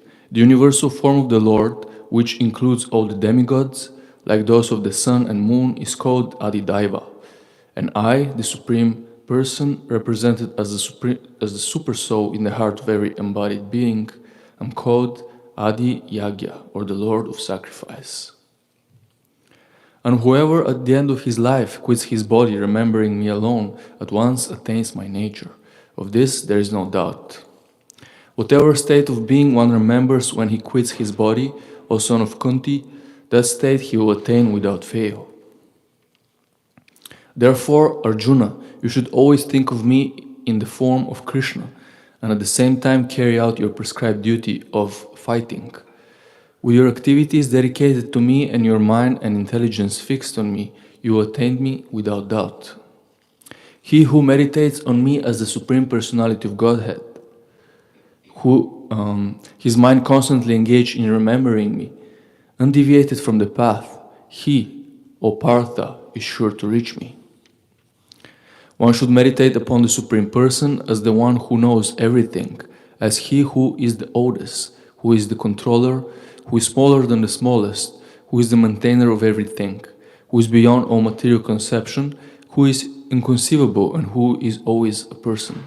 He is luminous like the sun and is transcendental, beyond this material nature. One who, at the time of death, fixes his life air between the eyebrows and, by the strength of yoga, with an undeviating mind, engages himself in remembering the Supreme Lord in full devotion, will certainly attain to the Supreme Personality of Godhead. Persons who are learned in the Vedas, who utter Omkar, and who are great sages in the renounced order, enter into Brahman. Desiring such perfection, one practices celibacy. I shall now briefly explain to you this process by which one may attain salvation. The yogic situation is that of detachment from all sensual engagements, closing all the doors of the senses and fixing the mind on the heart and the life air at the top of the head. One establishes himself in yoga. After being situated in this yoga practice and vibrating the sacred syllable Om, the supreme combination of letters, if one thinks of the Supreme Personality of Godhead and quits his body, he will certainly reach the spiritual planets. For one who always remembers me without deviation, I am easy to obtain, O son of Prita, because of his constant engagement in devotional service. After attaining me, the great souls who are yogis in devotion never return to this temporary world, which is full of miseries, because they have attained the highest perfection. From the highest planet in the material world down to the lowest, all are places of misery, wherein repeated birth and death take place. But one who attains to my abode, O son of Kunti, never takes birth again. By human calculation, 1,000 ages taken together from the duration of Brahma's one day, and such also is the duration of his night. At the beginning of Brahma's day, all living entities become manifest from the unmanifest state, and thereafter, when the night falls, they are merged into the unmanifest again. Again and again, when Brahma's day arrives, all living entities come into being, and with the arrival of Brahma's night, they are helplessly annihilated. Yet there is another unmanifest nature, which is the eternal and is transcendental to this manifested and unmanifested matter. It is supreme and is never annihilated. When all in this world is annihilated, that part remains as it is. That which the Vedantists describe as unmanifest and infallible, that which is known as the supreme destination, that place from which, having attained it, one never returns, that is my supreme abode. The Supreme Personality of Godhead, who is greater than all, is attainable by unalloyed devotion. Although he is present in his abode, he is all-pervading, and everything is situated within him. O best of the Bharatas, I shall now explain to you the different times at which, passing away from this world, the yogi does or does not come back. Those who know the Supreme Brahman attain the Supreme by passing away from the world during the influence of the fire god in the light, at an auspicious moment of the day, during the fortnight of the waxing moon, or during the 6 months when the sun travels in the north. The mystic who passes away from this world during the smoke, the night, the fortnight of the waning moon, or the 6 months when the sun passes to the south, reaches the moon planet but again comes back. According to Vedic opinion, there are 2 ways of passing from this world, one in light and one in darkness. When one passes in light, he does not come back, but when one passes in darkness, he returns. All the devotees know these 2 paths, O Arjuna, they are never bewildered. Therefore, be always fixed in devotion. A person who accepts the path of devotional service is not bereft of the results derived from studying the Vedas, performing sacrifices, undergoing austerities, giving charity, or pursuing philosophical and fruitive activities. Simply by performing devotional service, he attains all these, and at the end he reaches the supreme eternal abode. End of chapter 8.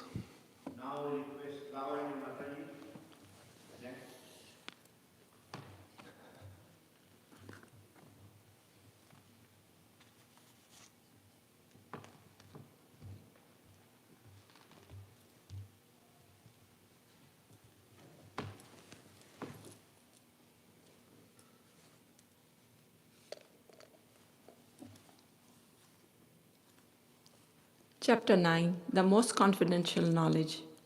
The Supreme Personality of Godhead said, "My dear Arjun, because you are never envious of me, I shall impart to you this most confidential knowledge and realization, knowing which you shall be relieved of the miseries of material existence. This knowledge is the king of education, the most secret of all secrets, is the purest knowledge, and because it gives direct perception of the self by realization, it is perfection of religion, it is everlasting, and is joyfully performed.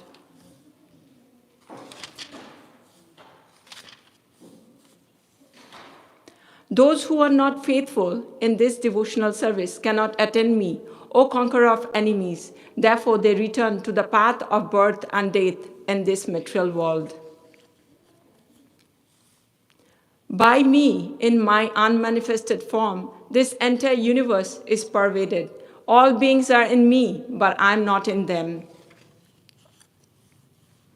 And yet, everything that is created does not rest in me. Behold my mystic opulence. Although I am the maintainer of all living entities, and although I am everywhere, I am not a part of this cosmic manifestation, for myself is the very source of creation.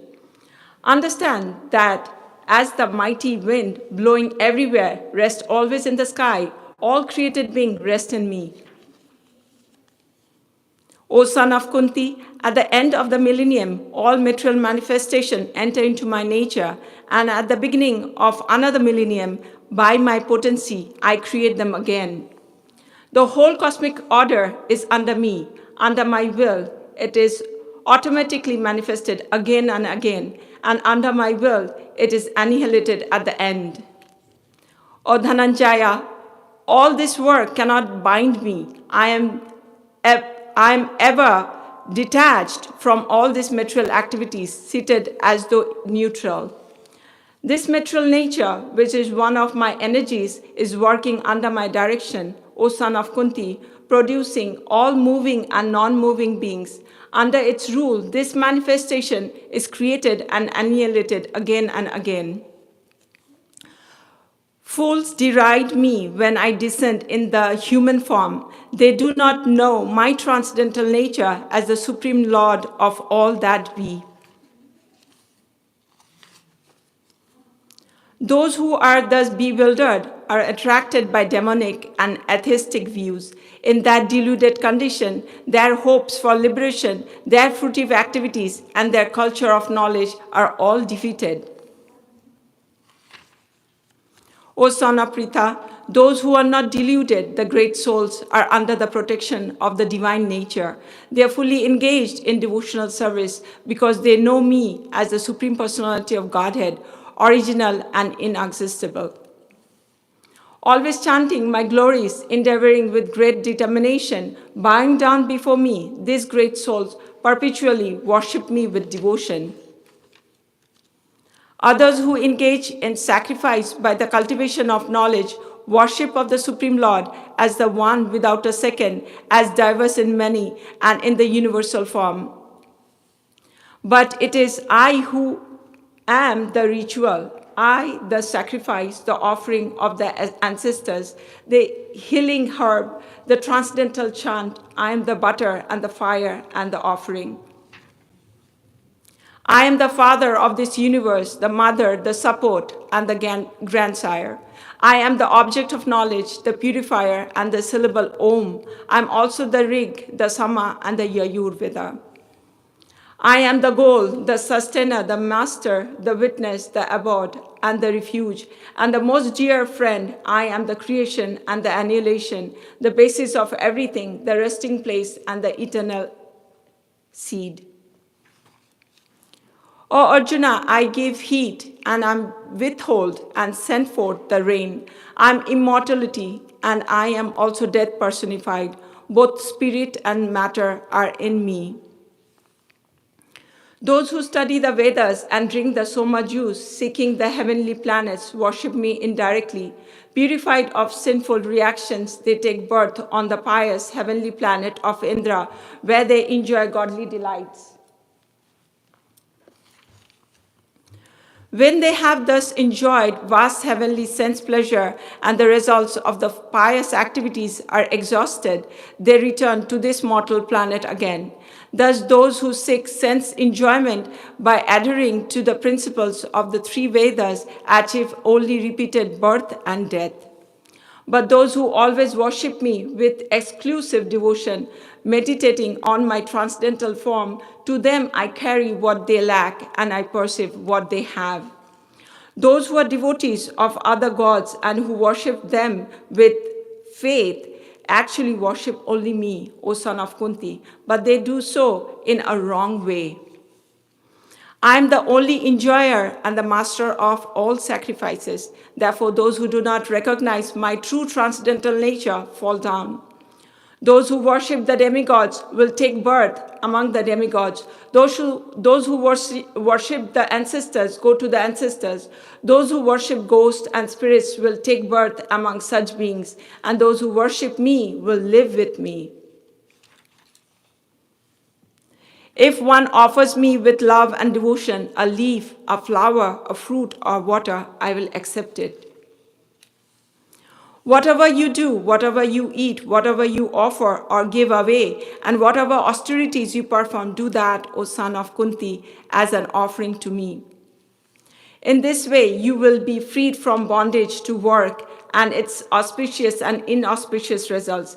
With your mind fixed on me, in this principle of renunciation, you will be liberated and come to me. I envy no one, nor I am partial to anyone. I am equal to all, but whoever renders service unto me in devotion is a friend, is in me, and I am always a friend to him. Even if one commits the most abominable action, if he is engaged in devotional service, he is to be considered saintly because he is properly situated in his determination.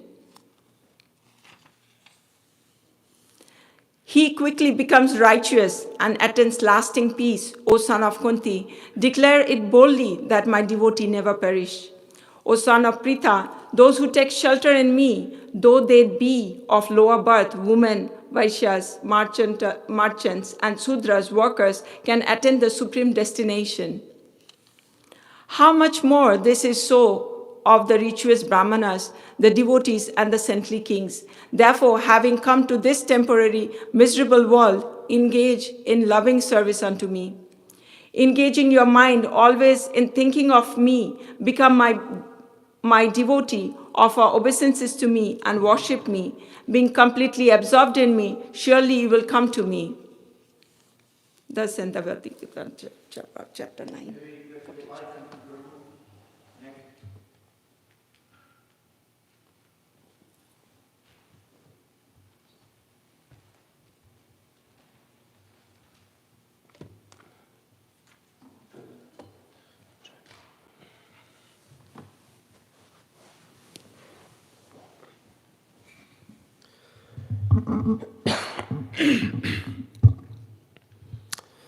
The Supreme Personality of Godhead said, "Listen again, O mighty armed Arjuna, because you are my dear friend. For your benefit, I shall speak to you further, giving knowledge that is better than what I have already explained.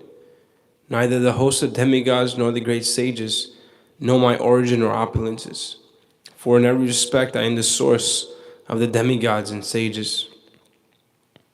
He who knows me as the unborn, as the beginningless, as the supreme Lord of all the worlds, he only, undiluted among men, is free from all sins. Intelligence, knowledge, freedom from doubt and delusion, forgiveness, truthfulness, control of the senses, control of the mind, happiness and distress, birth, death, fear, fearlessness, non-violence, equanimity, satisfaction, austerity, charity, fame and infamy. All these various qualities of living beings are created by me alone. The 7 great sages, and before them the 4 other great sages, and the Manus, progenitors of mankind, come from me, born from my mind, and all the living beings populating the various planets descend from them. One who is factually convinced of this opulence and mystic power of mine engages in unalloyed devotional service. Of this there is no doubt. I am the source of all spiritual and material worlds. Everything emanates from me. The wise who perfectly know this engage in devotional service and worship me with all their hearts.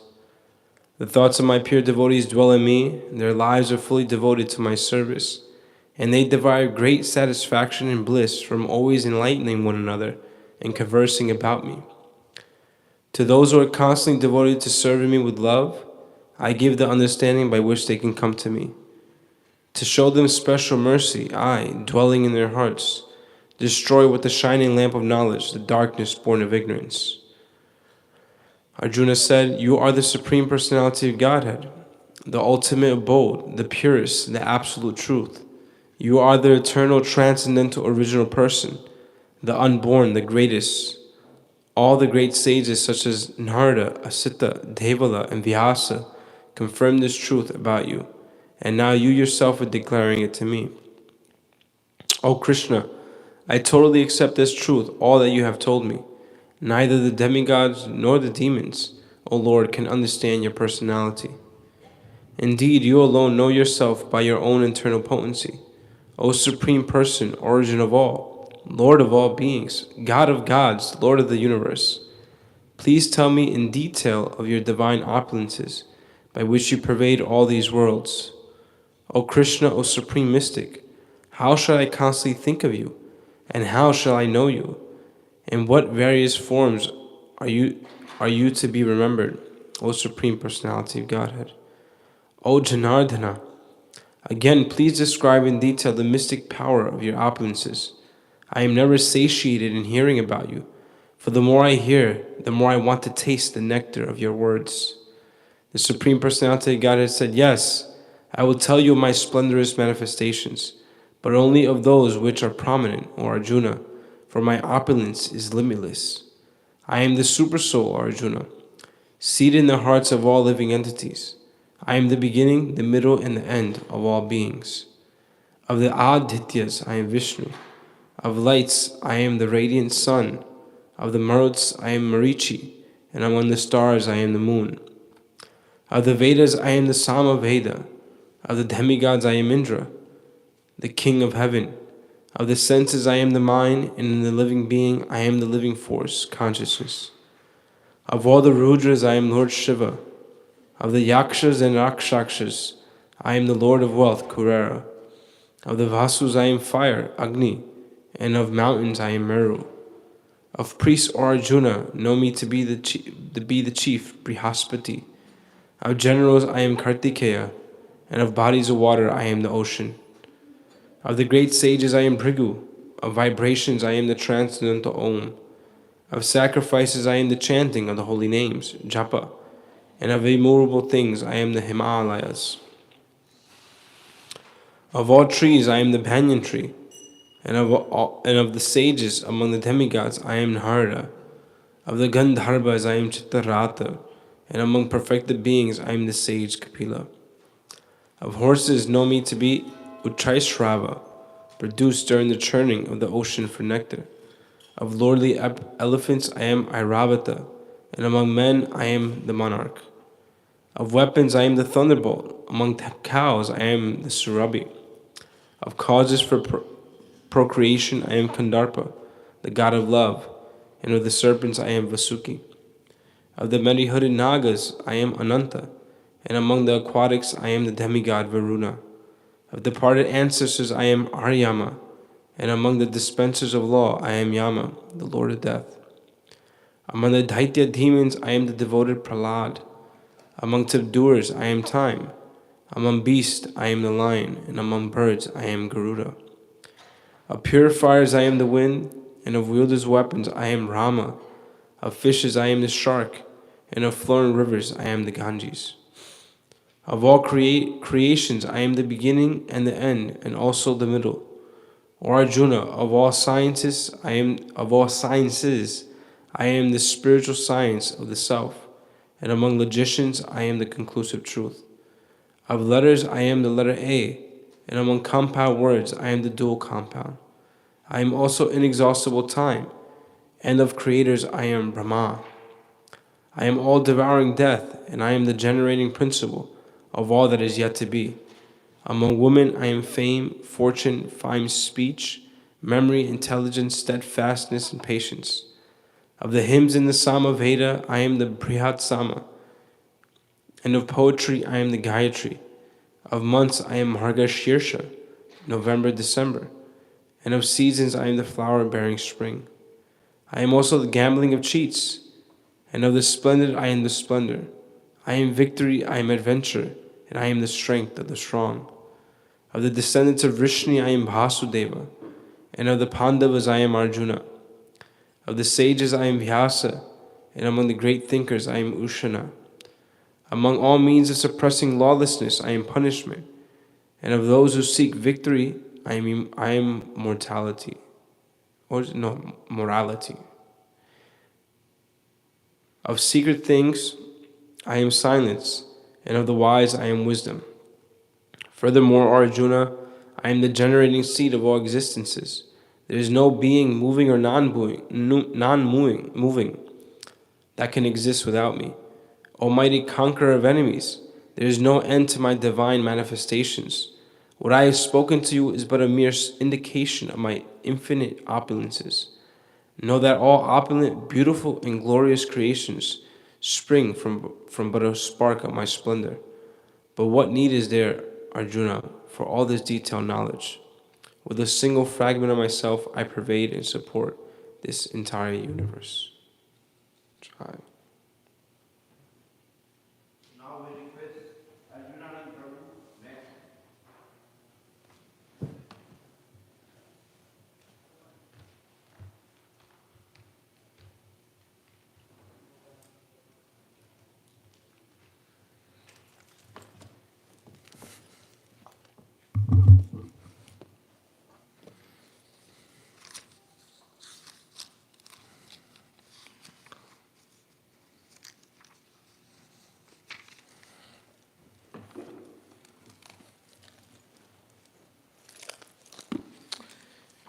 Chapter 11, the Universal Form.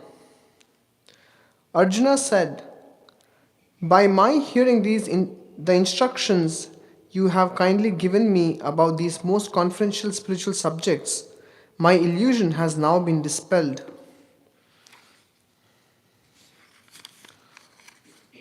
O lotus-eyed one, I have heard from you in detail about the appearance and disappearance of every living entity and have realized your inexhaustible glories. O greatest of all personalities, O supreme form, though I see you here before me in your actual position, as you have described yourself, I wish to see how you have entered into this cosmic manifestation. I want to see that form of yours.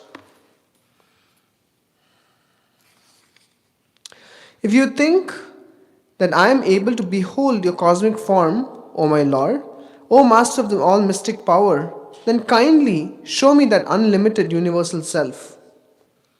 The Supreme Personality of Godhead said, My dear Arjuna, O son of Pritha, see now my opulences, hundreds and thousands of very divine and multicolored forms. O best of the Bharatas, see here the different manifestations of Adityas, Vasus, Rudras, Ashwini Kumaras, and all the other demigods.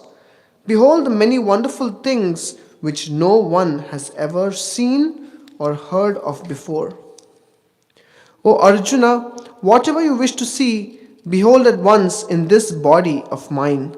This universal form can show you whatever you now desire to see and whatever you may want to see in the future.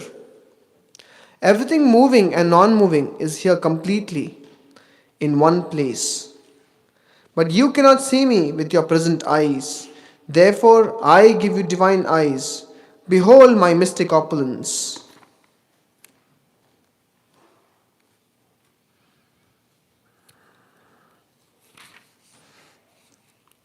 Sanjaya said, O king, having spoken thus, the Supreme Lord of all mystic power, the personality of Godhead displayed his universal form to Arjuna. Arjuna saw in the universal form unlimited mouths, unlimited eyes, unlimited wonderful visions. The form was decorated with many celestial ornaments and bore many divine upraised weapons. He wore celestial garlands and garments, and many divine scents were smeared over his body. All was wondrous, brilliant, unlimited, all expanding.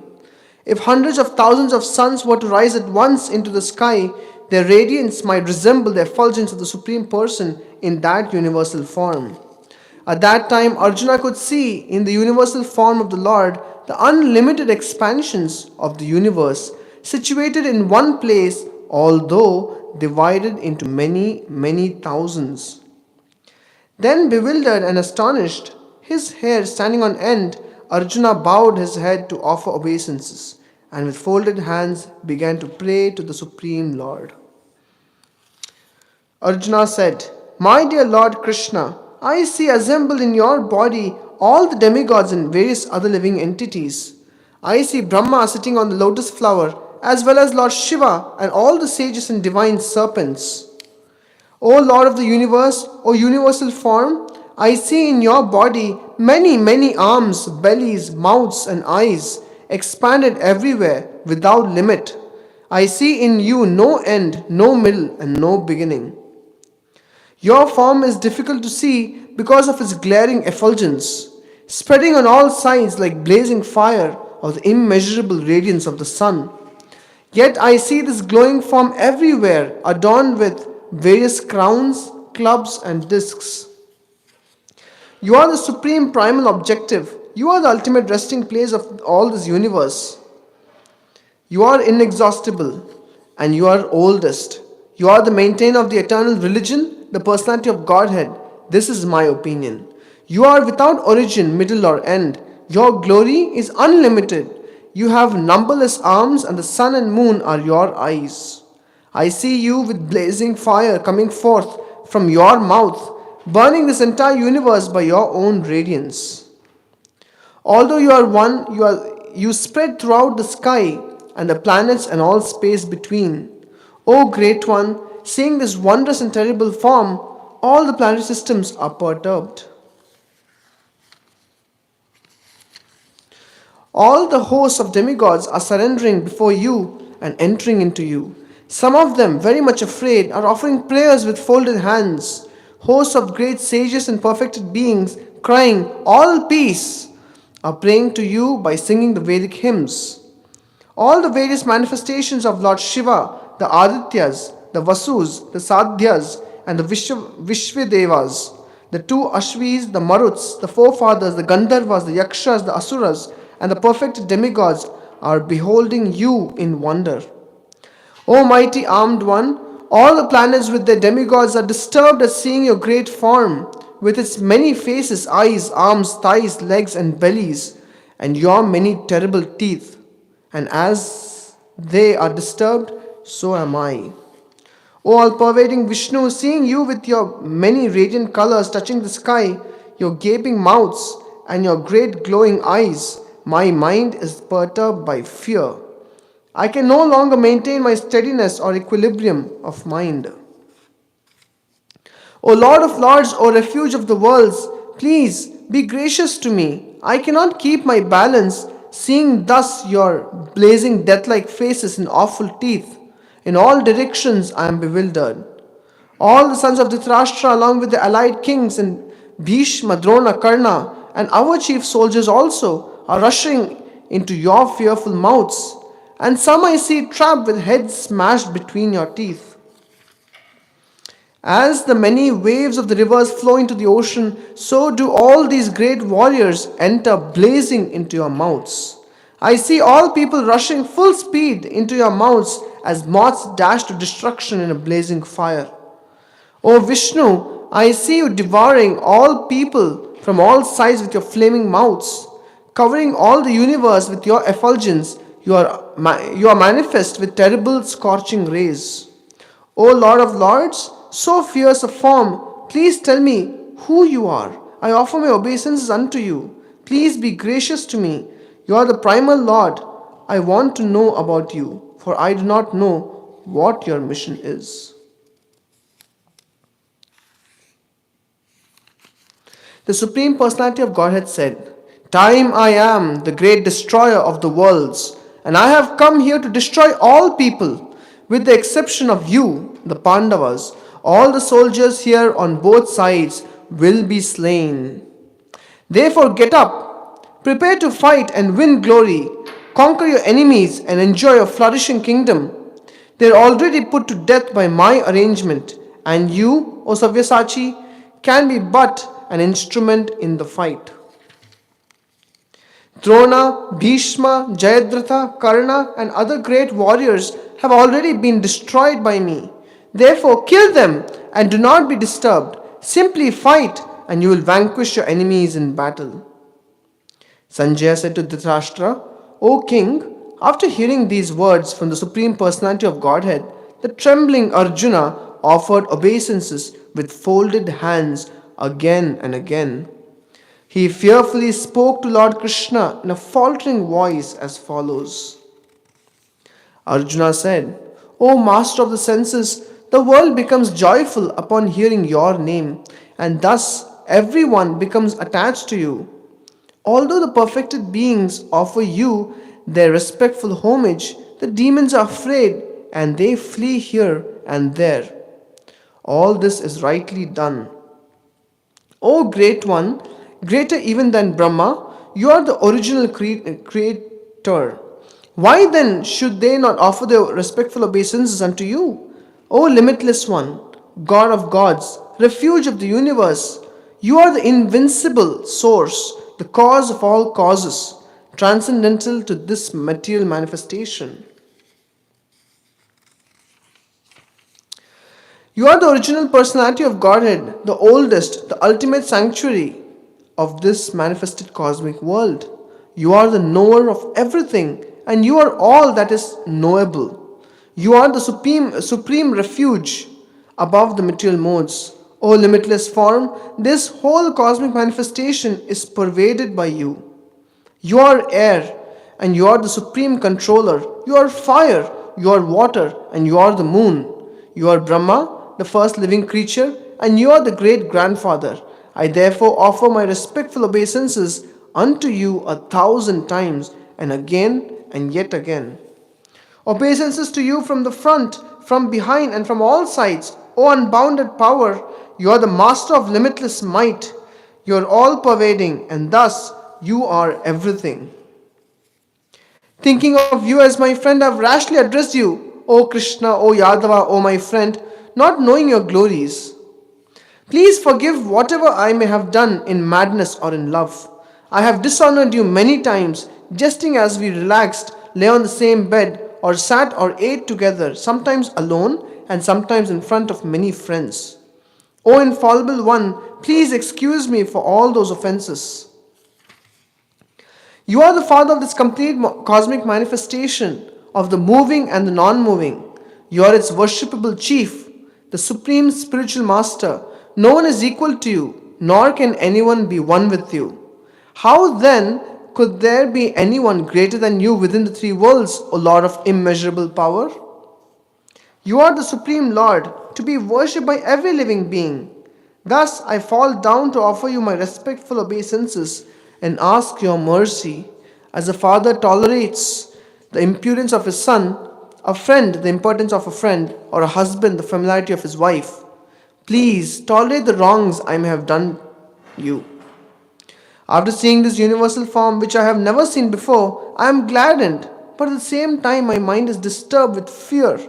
Therefore, please bestow your grace upon me and reveal again your form as the personality of Godhead, O Lord of Lords, O abode of the universe, O universal form, O thousand-armed Lord. I wish to see you in your four-armed form, with helmeted head and with club, wheel, conch, and lotus flower in your hands. I long to see you in that form. The Supreme Personality of Godhead said, My dear Arjuna, happily have I shown you by my internal potency the supreme universal form within the material world. No one before you has ever seen this primal form, unlimited and full of glaring effulgence. O best of the Kuru warriors, no one before you has ever seen this universal form of mine, for neither by studying the Vedas, nor by performing sacrifices, nor by charity, nor by pious activities, nor by severe penances, can I be seen in this form in the material world. You have been perturbed and bewildered by seeing this horrible feature of mine. Now let it be finished. My devotee, be free again from all disturbances. With a peaceful mind, you can now see the form you desire.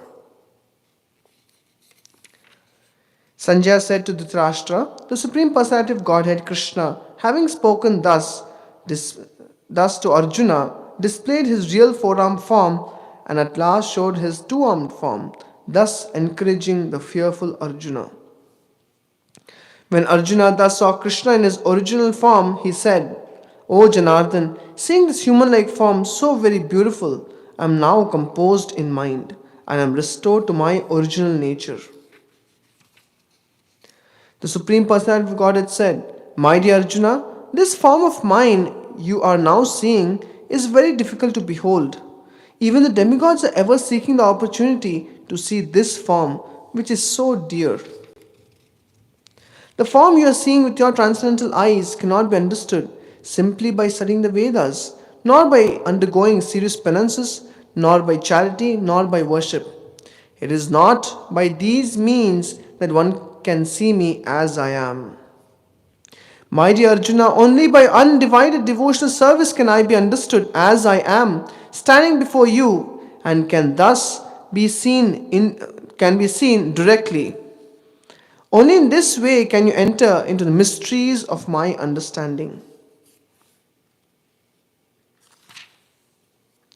My dear Arjuna, he who engages in my pure devotional service, free from the contaminations of fruitive activities and mental speculation, he who works for me, who makes me the supreme goal of his life, and who is friendly to every living being, he certainly comes to me.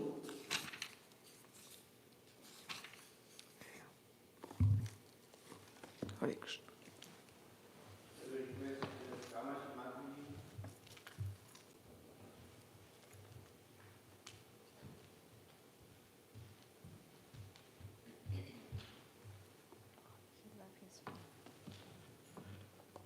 You love yourself.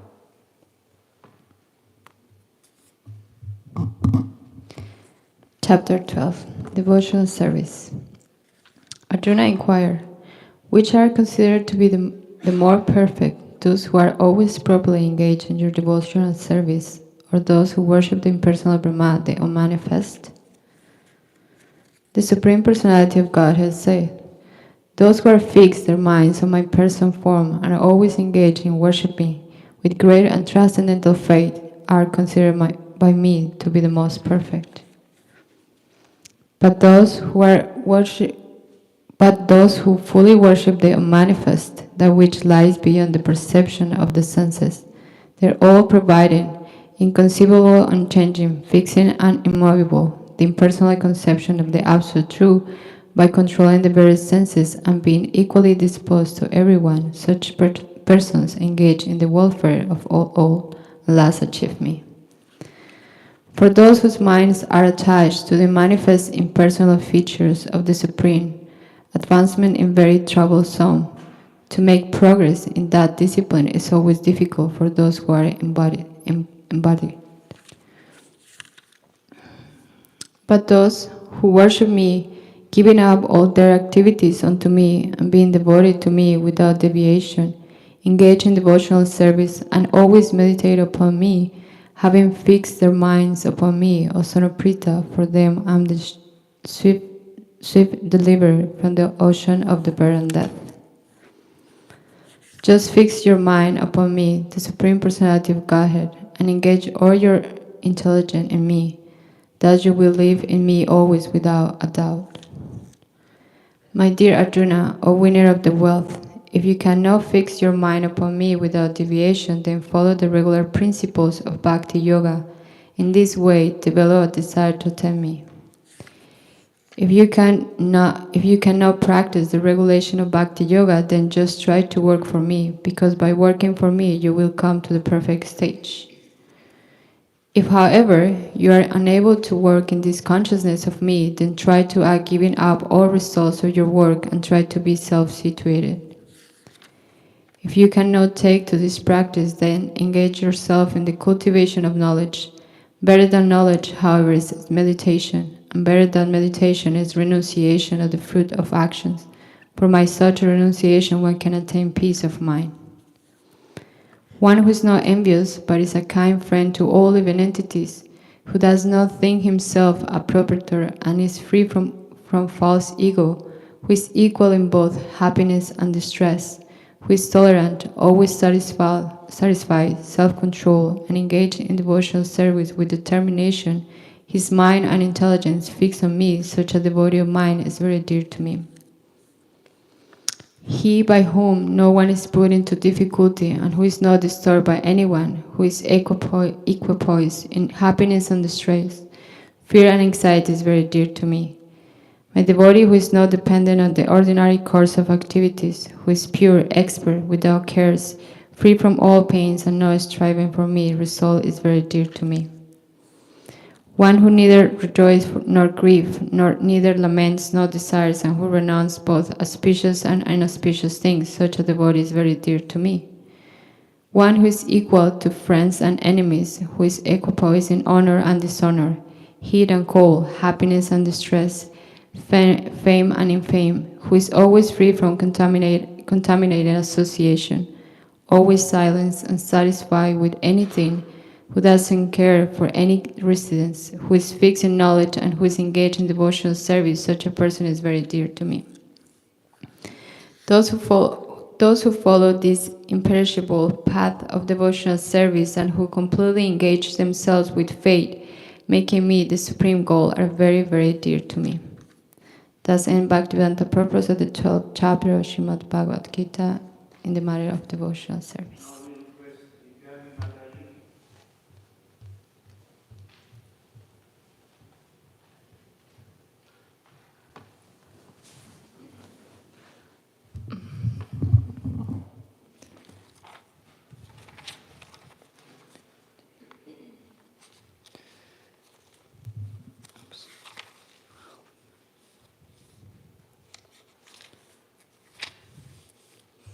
Chapter 13, Nature, the Endurer, and Consciousness. Arjuna said, O my dear Krishna, I wish to know about Prakriti, nature, Purusha, the enjoyer, and the field and the knower of the field, end of knowledge and the object of knowledge.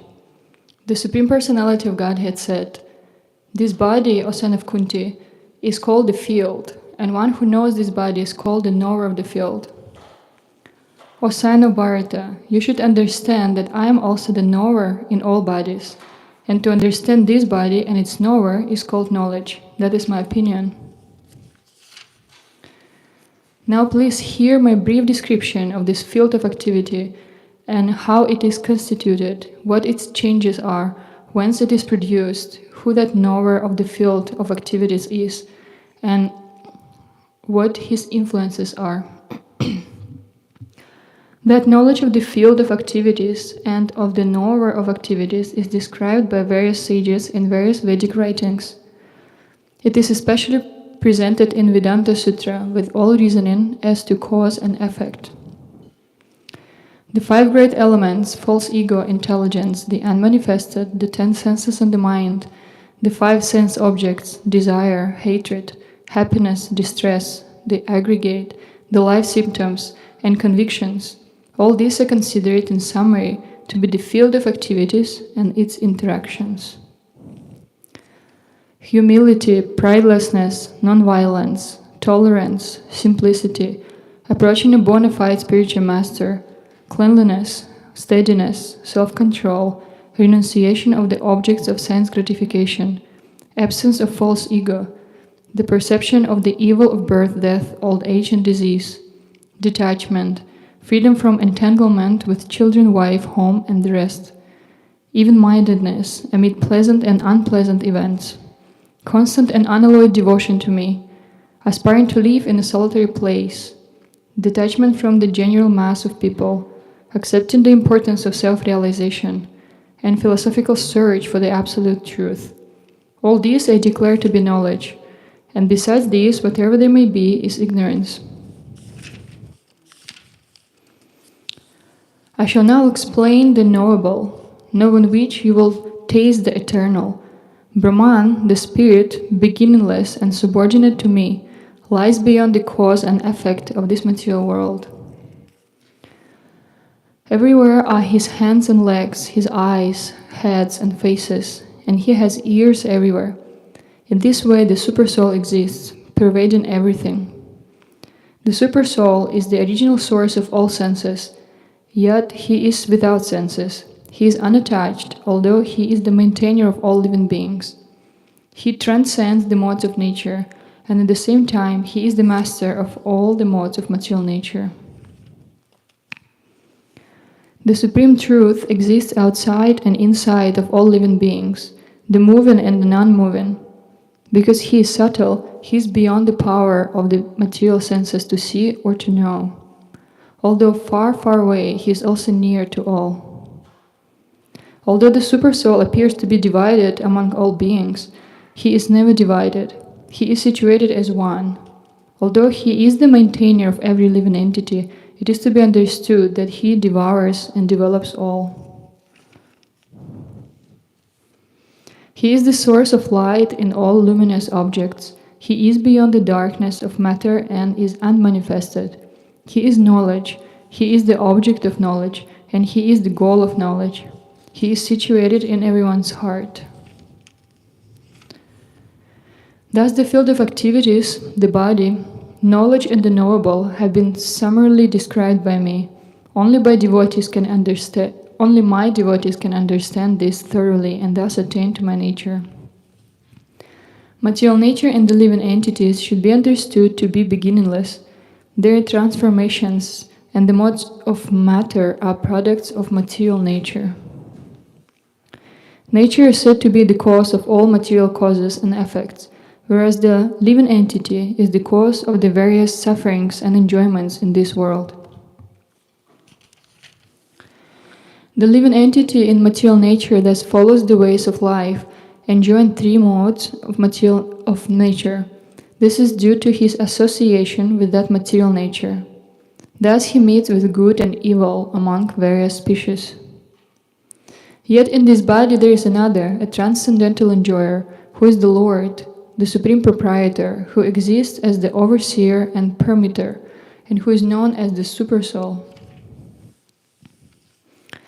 One who understands this philosophy concerning material nature, the living entity, and the interaction of the modes of nature is sure to attain liberation. He will not take birth here again, regardless of his present position. Some perceive the Supersoul within themselves through meditation, others through the cultivation of knowledge, and still others through working without fruitive desires. Again, there are those who, although not conversant in spiritual knowledge, begin to worship the Supreme Person upon hearing about him from others. Because of their tendency to hear from authorities, they also transcend the path of birth and death. O Chief of the Bharatas, know that whatever you see in existence, both the moving and the non-moving, is only a combination of the field of activities and the knower of the field. One who sees the Supersoul accompanying the individual soul in all bodies, and who understands that neither the soul nor the Supersoul within the destructible body is ever destroyed, actually sees. One who sees the Supersoul equally present everywhere, in every living being, does not degrade himself by his mind. Thus he approaches the transcendental destination. One who can see that all activities are performed by the body, which is created of material nature, and sees that the self does nothing, actually sees. When a sensible man ceases to see different identities due to different material bodies, and he sees how beings are expanded everywhere, he attains to the Brahman conception. Those with the vision of eternity can see that the imperishable soul is transcendental, eternal, and beyond the modes of nature.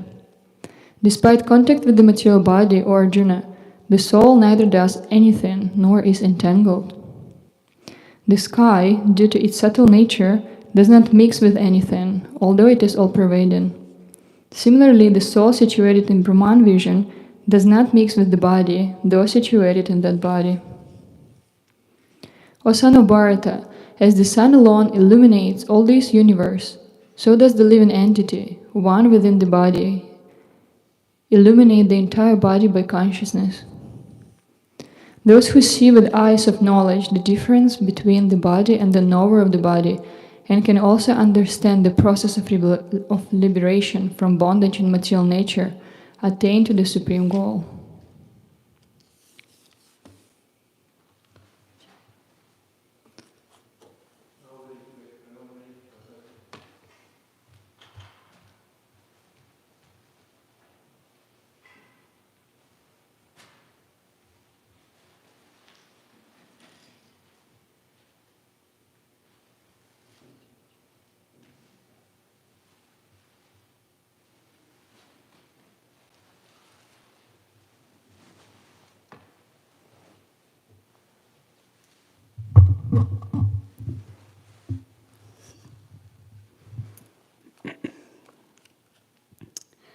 The Supreme Personality of Godhead said, "Again I shall declare to you the supreme wisdom, the best of all knowledge, knowing which all the sages have attained the supreme perfection. By becoming fixed in this knowledge, one can attain to the transcendental nature like my own. Thus established, one is not born at the time of creation or disturbed at the time of dissolution. The total material substance, called Brahman, is the source of birth, and it is that Brahman that I impregnate, making possible the births of all living beings, O son of Bharata. It should be understood that all species of life, O son of Kunti, are made possible by birth in this material nature, and that I am the seed-giving father. Material nature consists of three modes: goodness, passion, and ignorance. When the eternal living entity comes in contact with nature, O mighty armed Arjuna, he becomes conditioned by these modes. O sinless one, the mode of goodness, being purer than the others, is illuminating and it frees one from all sinful reactions. Those situated in that mode become conditioned by a sense of happiness and knowledge. The mode of passion is born of unlimited desires and longings, O son of Kunti, and because of this, the embodied living entity is bound to material fruit of actions. O son of Bharata, know that the mode of darkness, born of ignorance, is the delusion of all embodied living entities. The results of this mode are madness, indolence, and sleep, which bind the conditioned soul. Sometimes the mode of goodness becomes prominent, defeating the modes of passion and ignorance, O son of Bharata.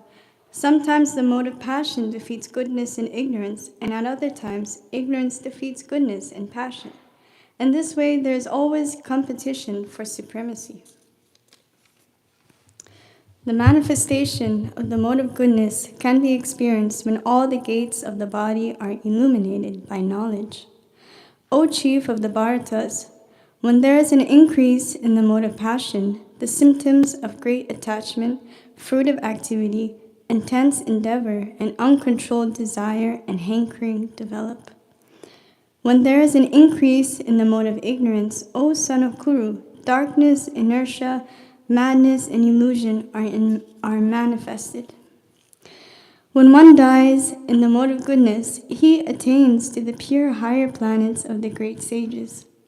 When one dies in the mode of passion, he takes birth among those engaged in fruitive activities.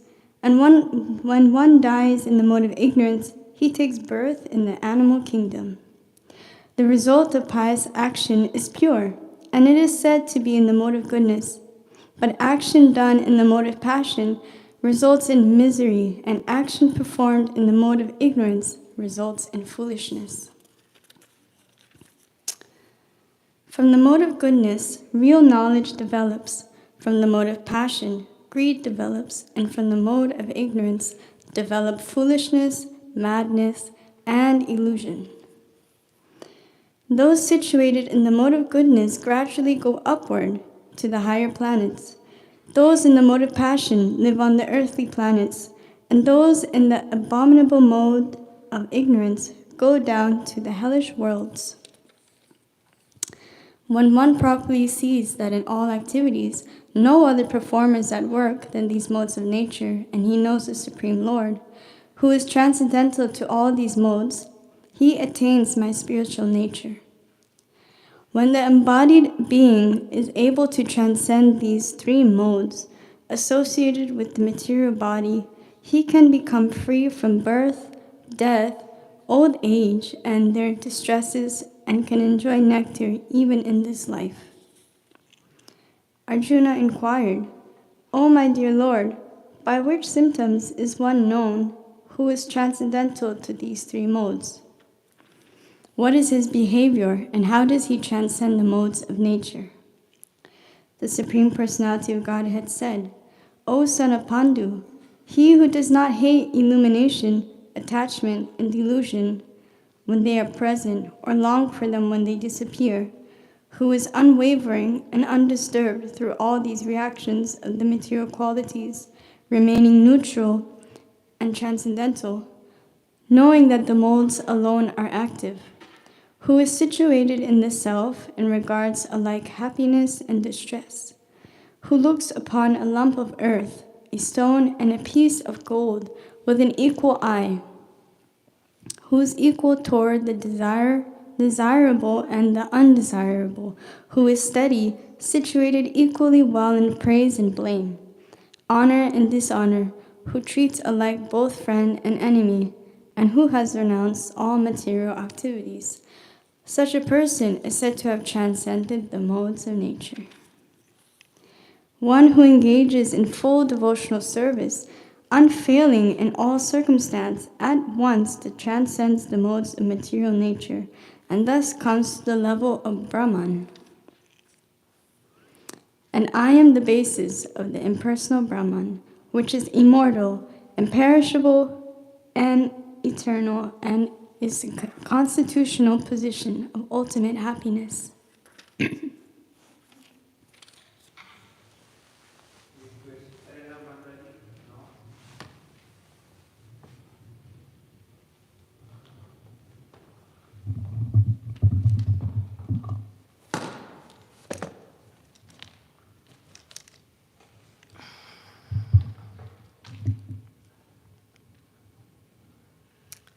Chapter 15 The Yoga of the Supreme Person. The Supreme Personality of Godhead said, "It is said that there is an imperishable banyan tree that has its roots upward and its branches down, and whose leaves are the Vedic hymns. One who knows this tree is the knower of the Vedas. The branches of this tree extend downward and upward, nourished by the three modes of material nature. The twigs are the objects of the senses. This tree also has roots going down, and these are bound to the fruitive actions of human society.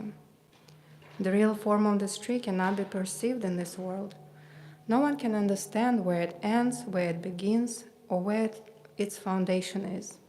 But with determination, one must cut down the strongly rooted tree with the weapon of detachment. Thereafter, one must seek the place from which, having gone, one never returns, and there surrender to that Supreme Personality of Godhead, from whom everything began and from whom everything has extended since time immemorial. Those who are free from false prestige, illusion, and false association, who understand the eternal, who are done with material lust, who are freed from the dualities of happiness and distress, and who, unbewildered, know how to surrender unto the Supreme Person, attain to that eternal kingdom. That supreme abode of mine is not illumined by the sun or moon, nor by fire or electricity. Those who reach it never return to this material world. The living entities in this conditioned world are my eternal fragmental parts. Due to conditioned life, they are struggling very hard with the six senses, which include the mind. The living entity in the material world carries his different conceptions of life from one body to another, as the air carries aromas. Thus he takes one kind of body and again quits it to take another. The living entity, thus taking another gross body, obtains a certain type of ear, eye, tongue, nose, and sense of touch, which are grouped about the mind. He thus enjoys a particular set of sense objects. The foolish cannot understand how a living entity can quit his body, nor can they understand what sort of body he enjoys under the spell of the modes of nature. But one whose eyes are trained in knowledge can see all this. The endeavoring transcendentalists who are situated in self-realization can see all this clearly. But those whose minds are not developed and who are not situated in self-realization cannot see what is taking place, though they may try. The splendor of the sun, which dissipates the darkness of this whole world, comes from me. And the splendor of the moon and the splendor of fire are also from me. I enter into each planet, and by my energy they stay in orbit. I become the moon and thereby supply the juice of life to all vegetables. I am the fire of digestion in the bodies of all living entities, and I join with the air of life, outgoing and incoming, to digest the four kinds of foodstuff. I am seated in everyone's heart, and from me come remembrance, knowledge, and forgetfulness. By all the Vedas I am to be known. Indeed, I am the compiler of Vedanta, and I am the knower of the Vedas. There are two classes of beings, the fallible and the infallible. In the material world, every living entity is fallible, and in the spiritual world, every living entity is called infallible. Besides these two, there is the greatest living personality, the Supreme Soul, the imperishable Lord Himself, who has entered the three worlds and is maintaining them. Because I am transcendental beyond both the fallible and the infallible, and because I am the greatest, I am celebrated both in the world and in the Vedas as that Supreme Person. Whoever knows me as the Supreme Personality of Godhead without doubting is the knower of everything. He therefore engages himself in full devotional service of me, O son of Bharata. This is the most confidential part of the Vedic scriptures, O sinless one, and it is disclosed now by me. Whoever understands this will become wise, and his endeavors will know perfection.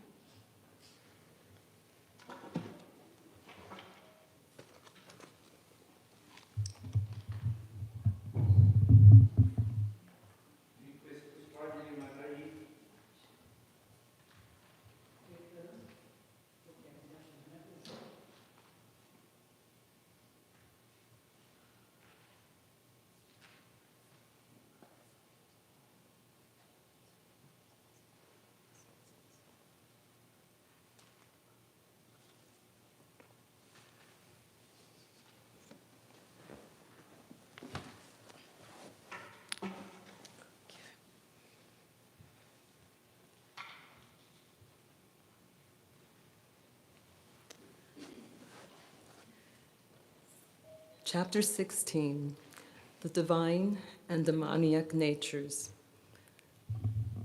The Supreme Personality of Godhead said, fearlessness, purification of one's existence, cultivation of spiritual knowledge, charity, self-control, performance of sacrifice, study of the Vedas, austerity, simplicity, nonviolence, truthfulness, freedom from anger, renunciation, tranquility, aversion to fault-finding, compassion for all living entities, freedom from covetousness, gentleness, modesty, steady determination, vigor, forgiveness, fortitude, cleanliness, and freedom from envy, and from the passion for honor. These transcendental qualities, O son of Bharata, belong to godly men endowed with divine nature.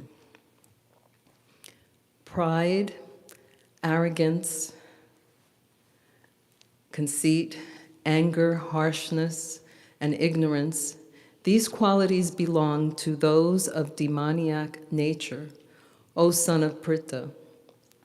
The transcendental qualities are conducive to liberation, whereas the demoniac qualities make for bondage. Do not worry, O son of Pandu, for you were born with the divine qualities. O son of Pritha, in this world there are two kinds of created beings. One is called divine. To you at length the divine qualities. Now hear from me of the demoniac. Those who are demoniac do not know what it is to be done and what is not to be done. Neither cleanliness, nor proper behavior, nor truth is found in them. They say that this world is unreal, with no foundation, no God in control. They say it is produced of sex desire and has no cause other than lust. Following such conclusions, the demoniac, who are lost to themselves and who have no intelligence, engage in unbeneficial, horrible works meant to destroy the world. Taking shelter of insatiable lust and absorbed in the conceit of pride and false prestige, the demoniac, thus illusioned, are always sworn to unclean work, attracted by the impermanent. They believe that to gratify the senses is the prime necessity of human civilization. Thus, until the end of life, their anxiety is immeasurable, bound by a network of hundreds of thousands of desires, and absorbed in lust and anger. They secure money by illegal means for sense gratification. The demoniac person thinks, so much wealth do I have today, and I will gain more according to my schemes. So much is mine now, and it will increase in the future, more and more. He is my enemy, and I have killed him, and my other enemies will also be killed. I am the Lord of everything. I am the enjoyer. I am perfect, powerful, and happy. I am the richest man, surrounded by aristocratic relatives. There is none so powerful and happy as I am. I shall perform sacrifices. I shall give some charity, and thus I shall rejoice. In this way, such persons are deluded by ignorance. Thus perplexed by various anxieties and bound by a network of illusions, they become too strongly attached to sense enjoyment and fall down into hell. Self-complacent and always imprudent, Deluded by wealth and false prestige, they sometimes proudly perform sacrifices in name only, without following any rules or regulations. Bewildered by false ego, strength, pride, lust, and anger, the demons become envious of the Supreme Personality of Godhead, who is situated in their own bodies and in the bodies of others, and blaspheme against the real religion. Those who are envious and mischievous, who are the lowest among men, I perpetually cast into the ocean of material existence, into various demoniac species of life. Attaining repeated birth amongst the species of demoniac life, O son of Kunti, such persons can never approach me. Gradually, they sink down into the most abominable type of existence. There are 3 gates leading to hell: lust, anger, and greed. Every sane man should give these up, for they lead to the degradation of the soul. The man who has escaped these 3 gates of hell, O son of Kunti, performs acts conducive to self-realization and thus gradually attains the supreme destination. He who discards scriptural injunctions and acts according to his own whims attains neither perfection nor happiness nor the supreme destination. One should therefore understand what is duty and what is not duty by the regulations of the scriptures. Knowing such rules and regulations, one should act so that he may gradually be elevated. That's the conclusion of chapter 16 from the Bhagavad Gita. Hare Krishna, Hare Krishna.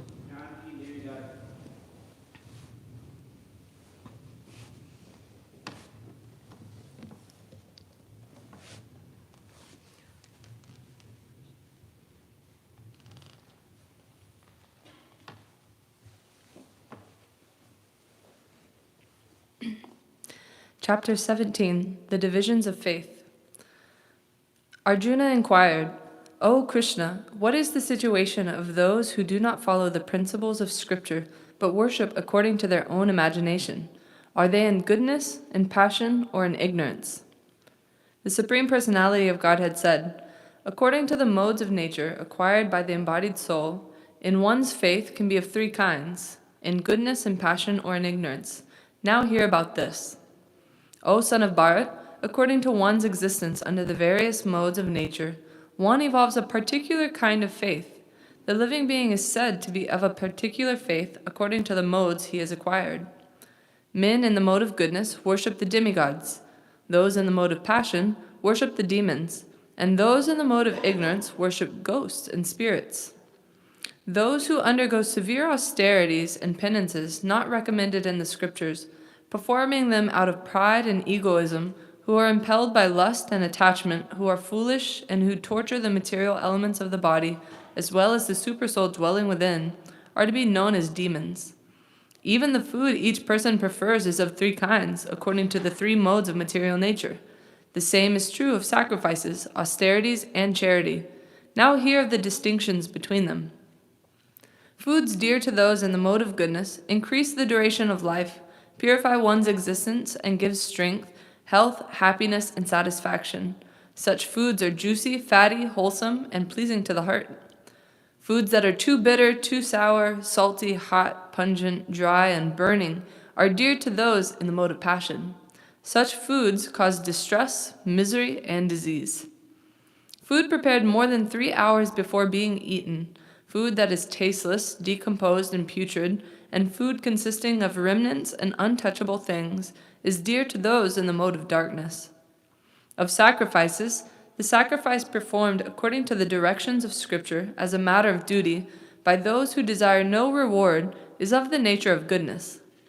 But the sacrifice performed for some material benefit or for the sake of pride, O chief of the Bharatas, you should know to be in the mode of passion. And any sacrifice performed without regard for the directions of Scripture, without distribution of prasadam, spiritual food, without chanting of Vedic hymns and remunerations to the priest, and without faith is considered to be in the mode of ignorance. Austerity of the body consists in worship of the Supreme Lord, the Brahmanas, the spiritual master, and superiors like the father and mother, and in cleanliness, simplicity, celibacy, and non-violence. Austerity of speech consists in speaking words that are truthful, pleasing, beneficial, and not agitating to others, and also in regularly reciting Vedic literature. And satisfaction, simplicity, gravity, self-control, and purification of one's existence are the austerities of the mind. This threefold austerity, performed with transcendental faith by men, not expecting material benefits, but engaged only for the sake of the Supreme, is called austerity and goodness. Penance performed out of pride and for the sake of gaining respect, honor, and worship is said to be in the mode of passion. It is neither stable nor permanent. Penance performed out of foolishness with self-torture or to destroy or injure others is said to be in the mode of ignorance. Charity, given out of duty, without expectation of return, at the proper time and place, and to a worthy person, is considered to be in the mode of goodness. But charity performed with the expectation of some return, or with a desire for fruitive results, or in a grudging mood, is said to be charity in the mode of passion. And charity performed at an impure place, at an improper time, to unworthy persons, or without proper attention and respect, is said to be in the mode of ignorance. From the beginning of creation, the three words Om Tat Sat were used to indicate the supreme absolute truth. These three symbolic representations were used by Brahmanas while chanting the hymns of the Vedas and during sacrifices for the satisfaction of the Supreme. Therefore, transcendentalists undertaking performances of sacrifice, charity, and penance in accordance with the scriptural regulations begin always with Om to attain the Supreme. Without desiring fruitive results, one should perform various kinds of sacrifice, penance, and charity with the word Tat. The purpose of such transcendental activities is to get free from material entanglement. The absolute truth is the objective of devotional service, and it is indicated by the word Sat. The performer of such sacrifice is also called Sat, as are all works of sacrifice, penance, and charity, which, true to the absolute nature, are performed to please the Supreme Person, O son of Pritha. Anything done as sacrifice, charity, or penance without faith in the Supreme, O son of Pritha, is impermanent. It is called asat and is useless both in this life and the next.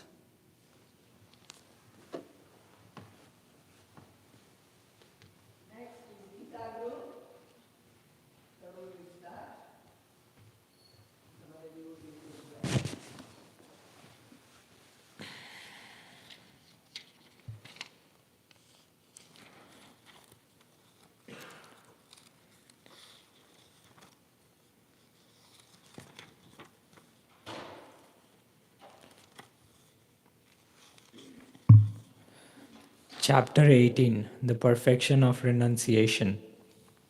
Arjuna said, O mighty armed one, I wish to understand the purpose of renunciation, Tyaga, and of the renounced order of life, Sannyas. O killer of the Keshi demon, master of the senses.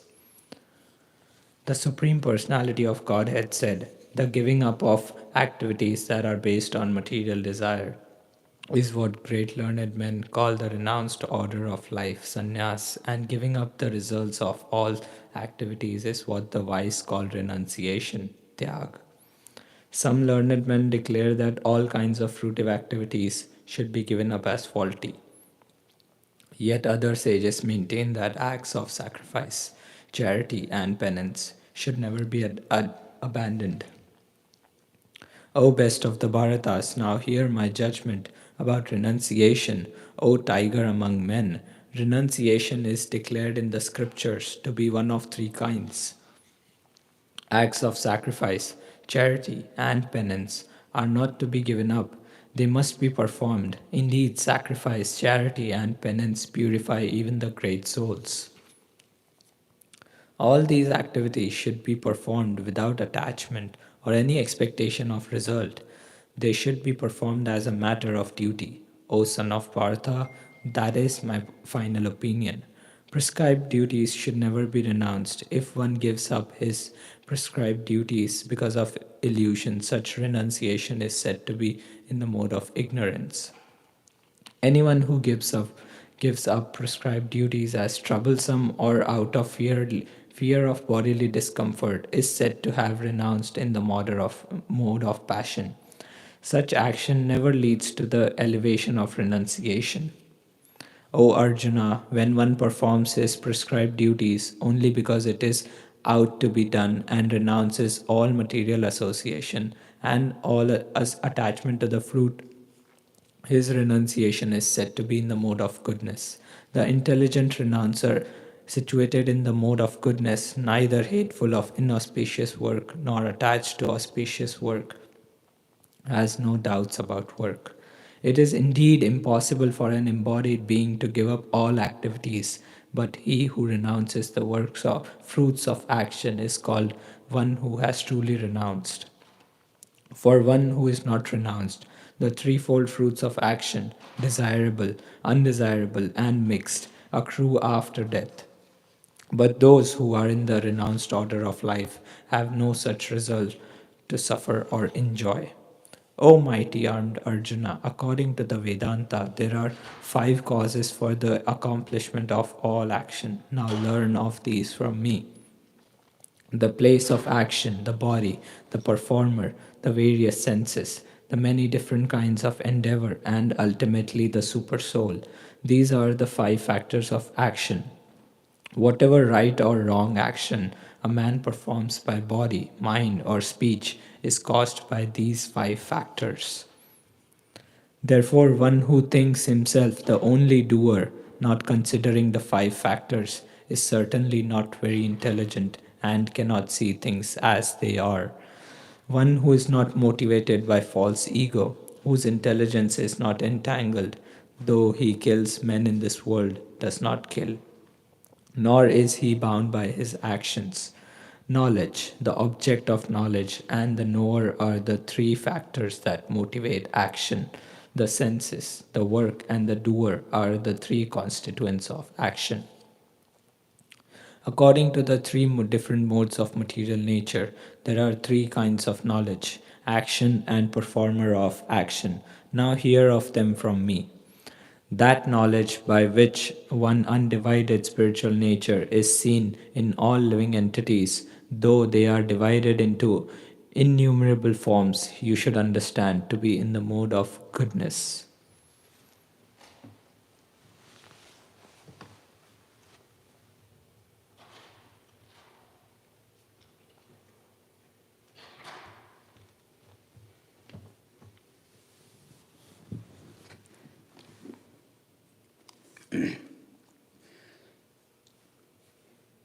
That knowledge by which one sees that in every different body there is a different type of living entity, you should understand to be in the mode of passion.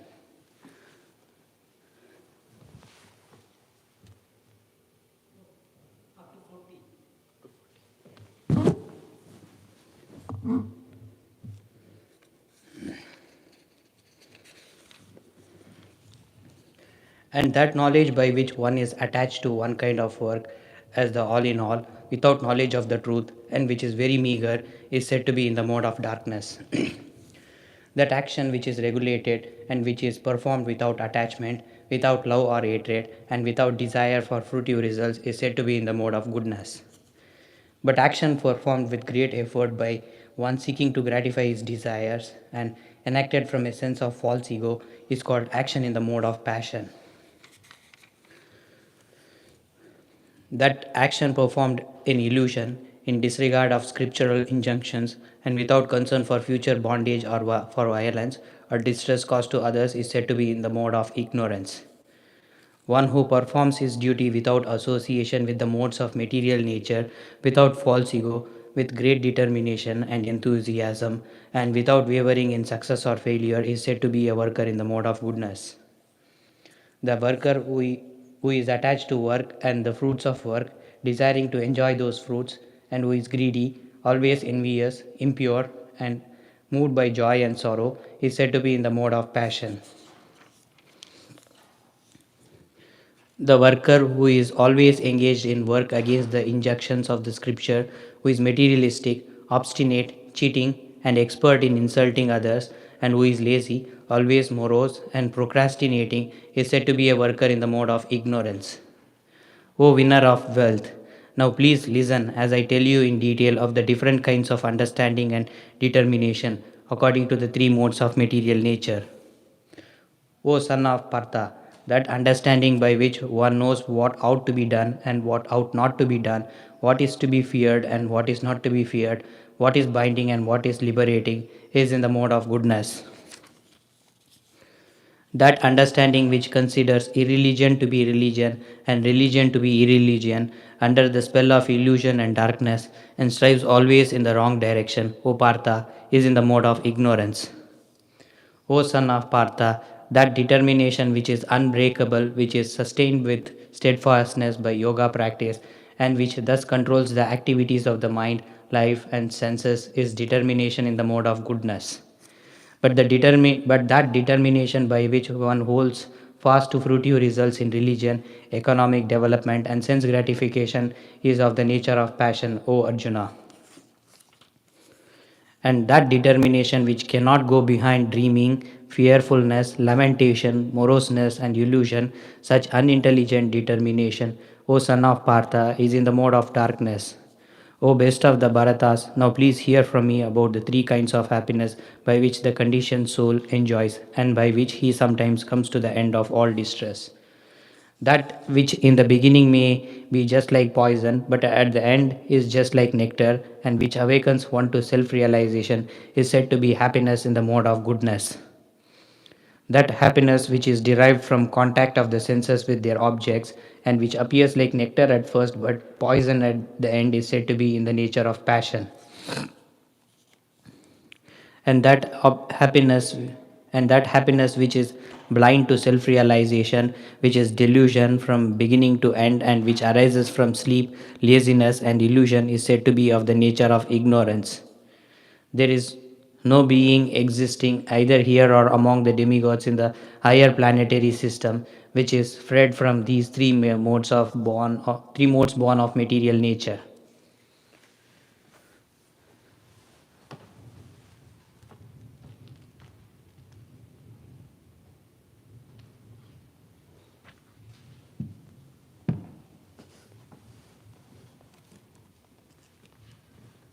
Brahmanas, Kshatriyas, Vaishyas, and Sudras are distinguished by the qualities born of their own natures in accordance with the material modes, O chastiser of the enemy. Peacefulness, self control, austerity, purity, tolerance, honesty, knowledge, wisdom, and religiousness, these are the natural qualities by which the Brahmanas work. Heroism, power, determination, sourcefulness, courage in battle, generosity, and leadership are the natural qualities of work for the Kshatriyas. Farming, cow protection, and business are the natural work for the Vaishyas, and for the Shudras, there are labor and service to others. By following his qualities of work, every man can become perfect. Now, please hear from me how this can be done. By worship of the Lord, who is the source of all beings and who is all pervading, a man can attain perfection through performing his own work. It is better to engage one's own occupation, even though one may perform it imperfectly, than to accept another's occupation and perform it perfectly. Duties prescribed according to one's nature are never affected by sinful reactions. Every endeavor is covered by some fault, just as fire is covered by smoke. Therefore, one should not give up the work born of his nature, O son of Kunti, even if such work is full of fault. One who is self-controlled and unattached and who disregards all material enjoyments can obtain by practice of renunciation the highest perfect stage of freedom from reaction. O son of Kunti, learn from me how one who has achieved his perfection can attain to the supreme perfectional stage, Brahman, the stage of highest knowledge, by acting in the way I shall now summarize. Being purified by his intelligence and controlling the mind with determination, giving up the objects of sense gratification, being freed from attachment and hatred, one who lives in a secluded place, who eats little, who controls his body, mind, and power of speech, who is always in trance and who is detached, free from false ego, false strength, false pride, lust, anger, and acceptance of material things, free from false proprietorship, and peaceful, such a person is certainly elevated to the position of self realization. One who is thus transcendently situated at once realizes the Supreme Brahman and becomes fully joyful. He never laments or desires to have anything. He is equally disposed toward every living entity. In that state, he attains pure devotional service unto me. One can understand me as I am, as the Supreme Personality of Godhead, only by devotional service. And when one is in full consciousness of me, by such devotion, he can enter into the kingdom of God. Though engaged in all kinds of activities, my pure devotee, under my protection, reaches the eternal and imperishable abode of my grace, by my grace. In all activities, just depend on me, upon me, and work always under my protection. In such devotional service, be fully conscious of me. If you become conscious of me, you will pass over all the obstacles of conditioned life by my grace. If, however, you do not work in such consciousness but act through false ego, not hearing me, you will be lost. If you do not act according to my direction and do not fight, then you will be falsely directed. By your nature, you will have to be engaged in warfare. Under illusion, you are now declining to act according to my direction, but compelled by the work born of your own nature, you will act all the same, O son of Kunti.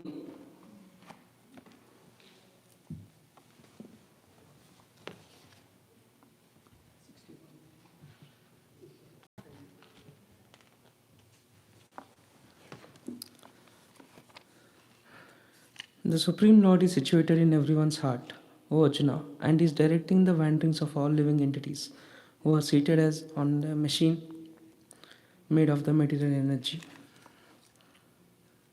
O scion of Bharata, surrender unto him utterly. By his grace you will attain transcendental peace and the supreme and eternal abode. Thus I have explained to you the knowledge still more confidential, deliberately on this fully, and then do what you wish to do. Because you are my very dear friend, I am speaking to you my supreme instruction, the most confidential knowledge of all. Hear this from me. Always think of me, become my devotee, worship me, and offer your homage unto me. Thus you will come to me without fail. I promise you this because you are my very dear friend. Abandon all varieties of religion and just surrender unto me. I shall deliver you from all sinful reactions. Do not fear. This confidential knowledge may never be explained to those who are not austere or devoted or engaged in devotional service, nor to one who is envious of me. For one who explains this supreme secret to the devotees, pure devotional service is guaranteed, and at the end he will come back to me. There is no servant in this world more dear to me than he, nor will there ever be one more dear. And I declare that he who studies this sacred conversation of ours worships me by his intelligence, and one who listens with faith and without envy becomes free from sinful reactions and attains to auspicious planets where the pious dwell. O son of Pritha, O conqueror of wealth, have you heard this with an attentive mind, and are your ignorance and illusions now dispelled?